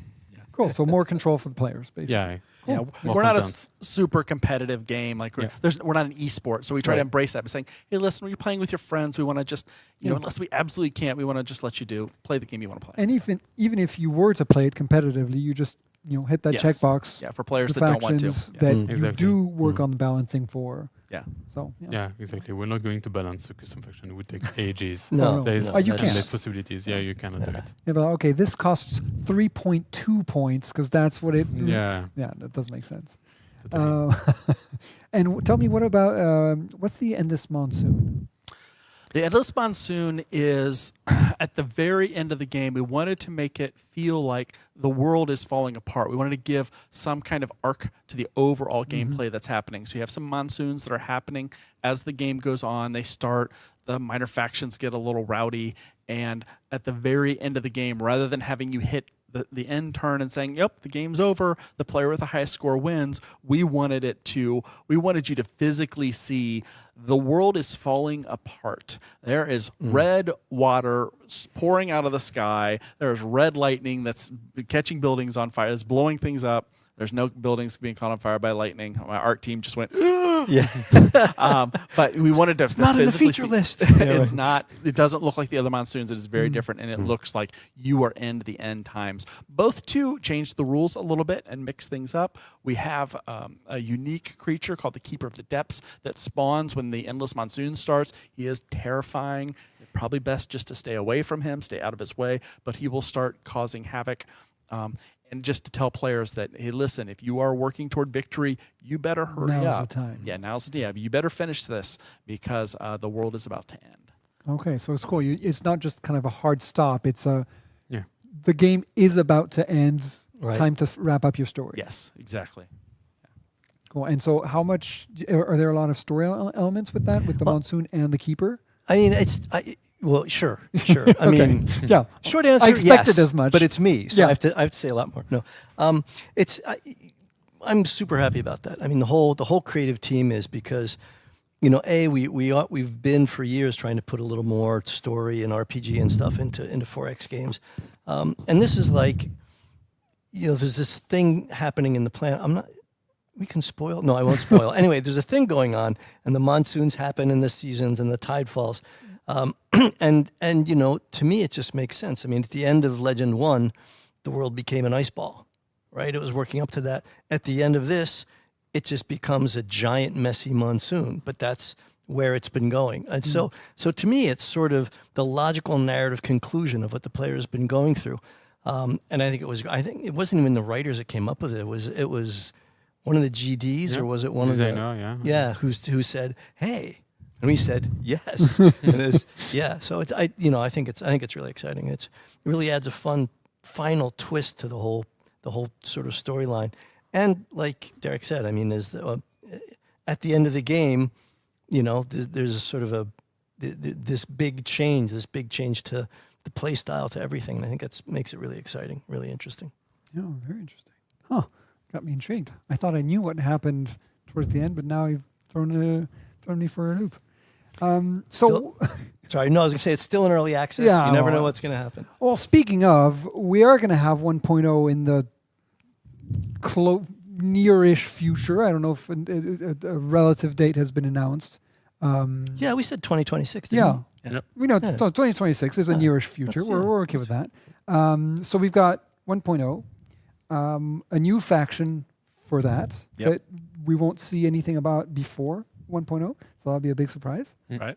Exactly. I assume different gameplay. I'll try to get a few bit of information for you. Good luck with that. So a very different faction apparently.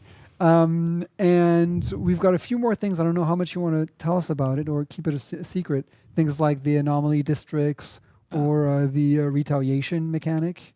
Yeah, before we jump into that, do you mind if I just say that we've talked through like these new updates that are coming out, some of the past ones. It's also like really important that with each of these patch updates that we're putting out there, like these are the highlighted features that we talk about, but just tons of bug fixes, balance changes with every one of them, AI improvements. When we put the first version early access out, the AI was winning about 25% of its games. Now it's up to 50%, and it's higher on, sadly, it's higher on normal difficulty and easy difficulty. It's winning like 60, 70%. Wow. So we don't want the AI to be winning that much when it wants to have a little bit more of a shot. And how much of it is because there are a lot of new beginner players jumping into the game versus older veteran players who can't handle the new changes? You're 100% right. The reason that the AI wins more against normal players on the default difficulty is because they're newer players. The AI is better and harder to beat on the high difficulty levels, but the players that are selecting to play on endless difficulty are the expert players. But what it tells us is we need to make it even harder on those endless difficulty levels, because if you say challenge me, we're going to challenge you. Yeah. And on the normal and easy difficulties, we may need to tune it down a little bit. Maybe let people lose on their first game, but win on the second one once they've gotten the hang of the mechanics. Yeah. So that's really helpful for us. But yeah, all those changes, writing improvements coming in every build. So each of these, like we talk about these couple things, but if you look at our change logs for each build that they put together, it's massive. It's huge for lots of stuff that's happening. Well, yeah, we always talk about these. Oh, we've got the endless monsoon, but also we fixed 200 different bugs that we got feedback from. Just little quality of life improvements that are happening all over the place that are really nice to see too, and really important to improving the game. On the two things that you mentioned, you want to talk about one of the two, retaliation or anomaly districts? Which one do you love? Which was your favorite? Let's go with that. Yeah, it's another. Is that the crazy designer? Yeah. Again. But he's doing a great job. I think it's something we need in the game. When we did the battle at first, we say no, we don't need it because we have all of these other aspects, the skills, the hero, all of that comes together. We don't need retaliation. So retaliation is when you attack, you get damage back, and it's easier for balancing. It's easier. So it's not just I go with my big army and I just go and attack, and then after it's done. We added also the zone of control in an update in December, I think, and it was also to get more depth in the combat. So you get 3 armies attacking the same guy, and it's easier for you to attack. Retaliation is about the same, like how I can get more depth into the army and not just I move my army forward and attack. Can I go on the side? Can I wait for him to go first and come and all of that? So more strategy. Yeah, more strategy, exactly. Stack of Or doom. tactics, rather. Yeah, tactics. Tactical. It's even at the strategy level because we have players that have the stack of doom mentality. Where if they make their army big enough, they can kill you without taking any damage, and then they can just keep rolling, and they're impossible to stop. Well, retaliation prevents that because you may win. You're stronger than me. You're going to win, but there's going to be some attrition here, and you're deep in my territory now, and you're being worn down. So you're going to have to make some hard choices about maybe I better turn back. So it's really important. The other one is the anomaly districts. Players from the beginning have been asking for, love the anomalies there. I put my city down right beside them. I'm getting the bonuses. They're good at the beginning, but about mid-game, my districts are actually doing much better than them, and we want the players to have a way to upgrade them. So that's going to be coming in a future update as well. Okay, well, the future is bright. Yeah. Oh, yeah. Well, I can't wait to see everything that you've talked about coming soon, but also all the surprises, because not only you've got the headliner of a new faction for 1.0, but there are a lot of other things that I'm sure you're keeping quiet. More things that the crazy designer is preparing. Whatever you'll let him do. Well, it's really the big thing is what is the community looking for, right? It's responding to them, listening to them and saying, all right, cool, we got these things done. Now, what's the thing that's bothering you most? What is it that's making this not the best Fantasy 4X you've ever played? And let's talk about it and let's see what we can do. Addressing the problems, but also making sure that each different playstyle has their own faction that works for them. Like, for example, I'm very, economically and science-driven, but someone else might not enjoy that and just wants to fight their way through to victory. You want to make sure that all those different profiles get a good option. Yeah, one thing we talked about balance changes in each, but one thing we didn't talk about at all is one of the designers, not the crazy one, Julian, made a change. All crazy, you little, but that's just my point of view. That's what Prod always says. Made a change to the starting districts that each faction has, and I was very skeptical of it. Oh my gosh, you're really going to force players into a certain corner.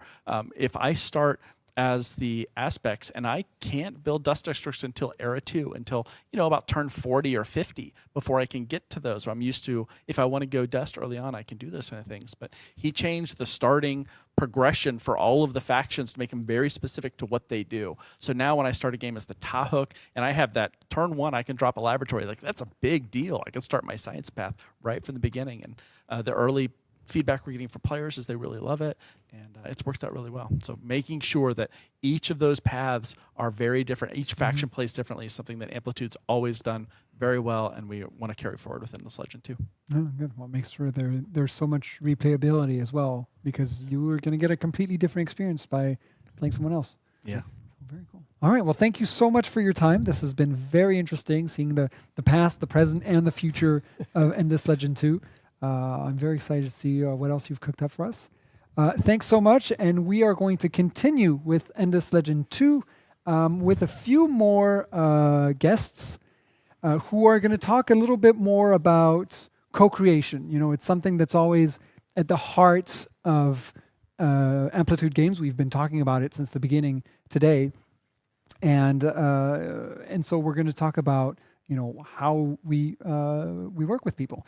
In the meantime, what is your favorite kind of aspect of what they just talked about? You've seen now the early access roadmap. What are you most excited for? I think for my part, let's see. I'd say probably I'm very curious to see the Endless Monsoon. I think that's got to be it. To just have that kind of end game feeling that really forces you to end the game and tells you, all right, now it's now or never. Things are getting bad. I think that's something that I'm very excited for. So we let's see. Have we missed anything? I don't know. So we're just talking here. In the meantime, don't forget that the more you play the games, the more things you'll unlock for everyone. 80,000 hours on any Amplitude games will get you the wallpaper pack. This is not just you. You don't have to play 80,000 hours. Everyone. Sayada map for Endless Legend 2 at 175,000 and 250,000 hours. Endless Space 2 free DLC for anyone on amplifiers. Very cool stuff. All right, the inhabitants of my couches have changed again. Hello, welcome. Can you introduce yourself? Go ahead. So hello, I'm Liz, and I'm an associate producer on Endless Legend 2. And hi, I'm Laurine. I'm a live house manager. Okay, cool. So what are you here to talk to us about? Co-creation, I think. So Amplitude was really built with that idea of building the game with our players. So we were like, okay, we want to do 4X games, but nobody knows 4X games better than the players. So let's get them involved. And it really grows over time. And we were like, okay, how can we involve them even more? How we can make sure we get that feedback, but how can we build actually the game with them? So it started right from the beginning with our first game, Endless Space 1, where we were like, okay, let's create one faction with them, ask them what they want to see, how they want that faction to play. So it was the automatons, if I'm correct. And then also on Endless Legend 1, we continue doing that, so with the cultist.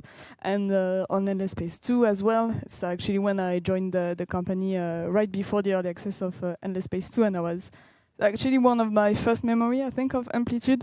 And people are like, yeah, we are building this faction with the players. So we asked them like what the game design is going to be, and they made submissions, and then we had votes. And I was like, wow, this is this is amazing. Like the players are actually building one of the faction with the company, with us, with the dev, and we are interacting with them. So it was the well-known Unfallen on Endless Space 2, which was an amazing faction, and it turned out really well. And we continue doing that. I know that with Humankind it was a bit more difficult because it's a historical game, so it's can be a little more touchy. So, but with Endless Legend 2, we really wanted to have this back. So this is why we worked with the prod team and with the com dev team and the brand team to make sure that we were also able to build one of the content with the community, and that's what we did with the minor faction that we are currently working on. And Liz knows more than me about that, but. It's really one of Amplitude, I think, greatest aspect. This link that we have with the community, and our players are super engaged. They always have like the craziest and also the greatest submissions. So it's really a way for us to thank them for all the feedback and all the support that they've given us over the year. And it's also it's really fun for us because we get to read so many cool ideas. Yeah, I guess it gives them a little bit of ownership in the game as well, saying, "Oh, that faction, I suggested that, or I voted for it. That's the one I wanted." Yeah. That's really cool. And how has that process evolved over time? Because I know sometimes the idea came from the community and the devs decided, oh, actually, we're going to take this idea. Other times, I think for Endless Dungeon, the designs were suggested to the community and then the community voted. So it's been kind of a two-way process each time. How has that evolved? Yeah, that's really true. I think we started with votes, so we would be like, okay, this do you like this option, or this option? And the people would vote, and then we would implement them. So that gives us more agenda on the because we would propose things that we already know we can do, but we really wanted to actually give more agenda to the players this time. So we also decided to be like, okay, we are creating this specific faction. Tell us what the design is, what the lore is, what the traits are, go crazy basically, and they do.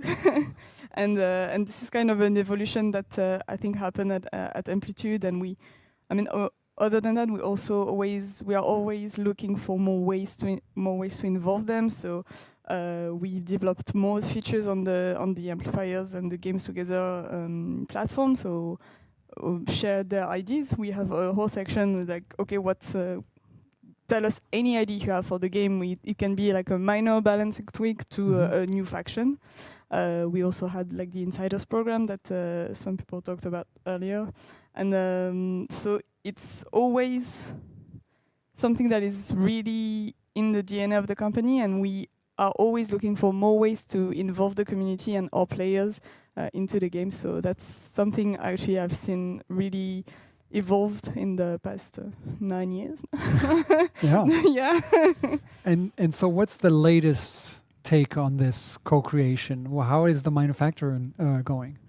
So it's very much the community that has the say this time. So they were able to propose a design first. We just had like over 130 propositions of design. We just like, we started with just a kind of template saying like, these are Pacific fashion. Okay. What do you want them to be? Who do you want them to be? What they bring to Sayada? Why are they here? And they have like all the options. So you only said that, you didn't even give them lore or inspirations or nothing. Just they are pacifist because for balancing reasons they needed it to be pacifist. But that's it. We just go crazy, propose what you want to propose, and we're gonna read through everything and make sure we get an ID and make it and into I the think game. we've got some of the designs that we can show you, some of the ones that were submitted by the community. Yes, that's the art design that we received. It was lots of creativity, lots of ideas. So the art designs that were submitted by the community are responding to the design that was chosen first by the community. We started with design, and from that, so we got a lot of inspiration from the Unfallen. That is already something that was created by the community.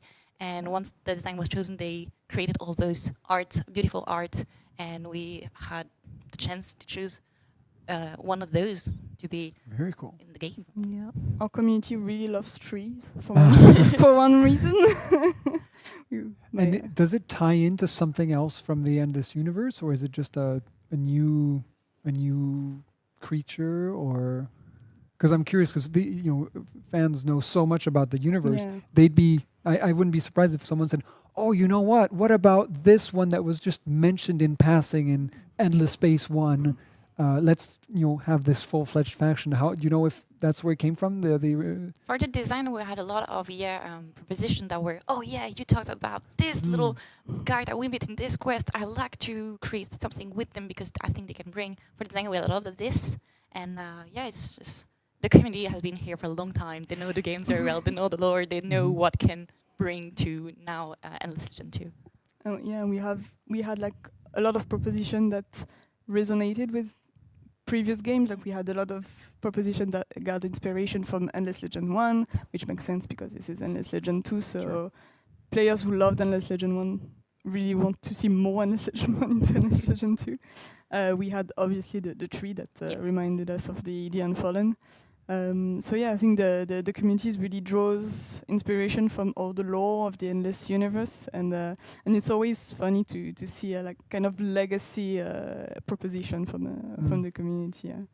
And so the gameplay, apart from pacifists, because the art I think came in a second second step. time, yes. And so for the gameplay, except for just saying pacifists, did they suggest all the mechanics or features? How did that work? Yeah, they were able to suggest the lore, also like just the story of the faction. Also, some abilities for the battle that they would like to see. Also for the population, what does the population bring you when you pacify them? What type of maybe quest objectives are they going to ask you? Pretty much everything that you can come across when you play minor faction or with a minor faction, they were like free to give ideas about everything. Like just, I think it was the effect of when you have when you write them also, like, just everything.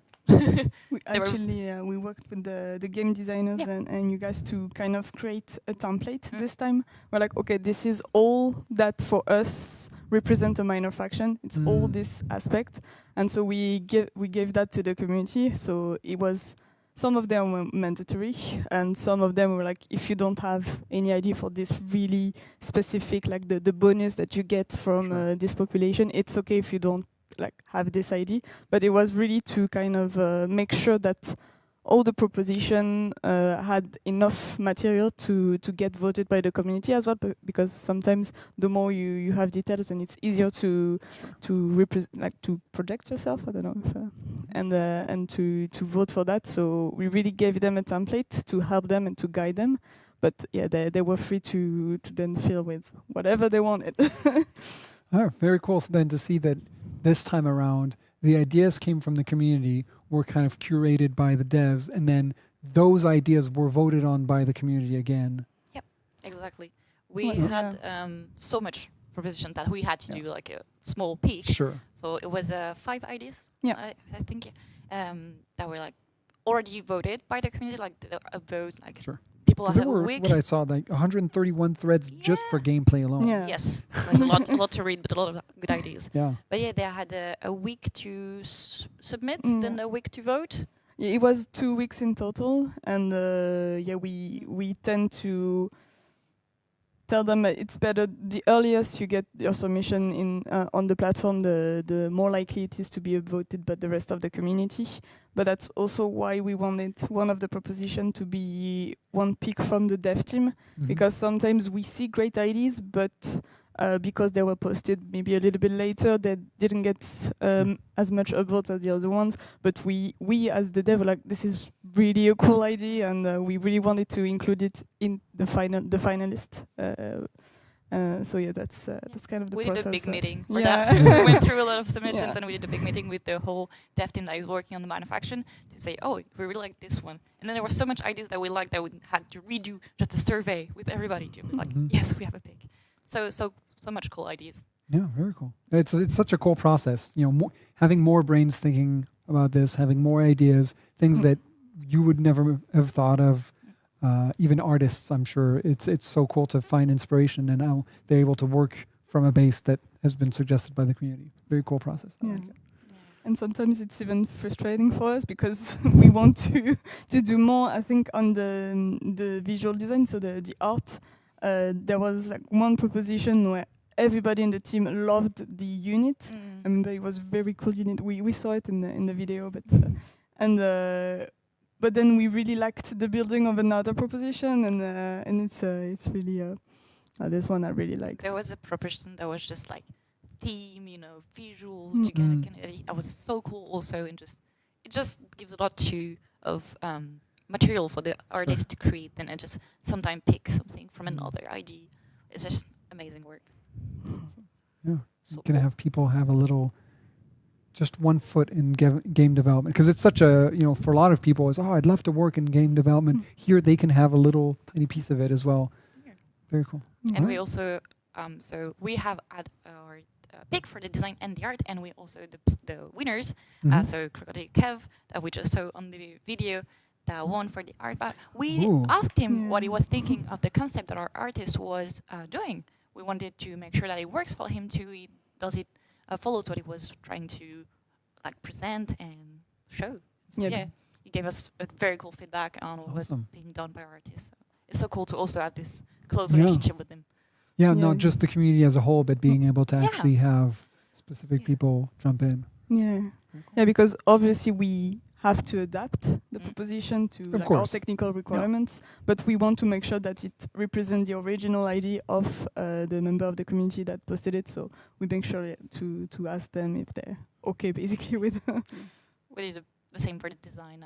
I know our game designer who has created the abilities just also checked with the player, like, I'm doing that. Is that cool for you? Yeah, very cool.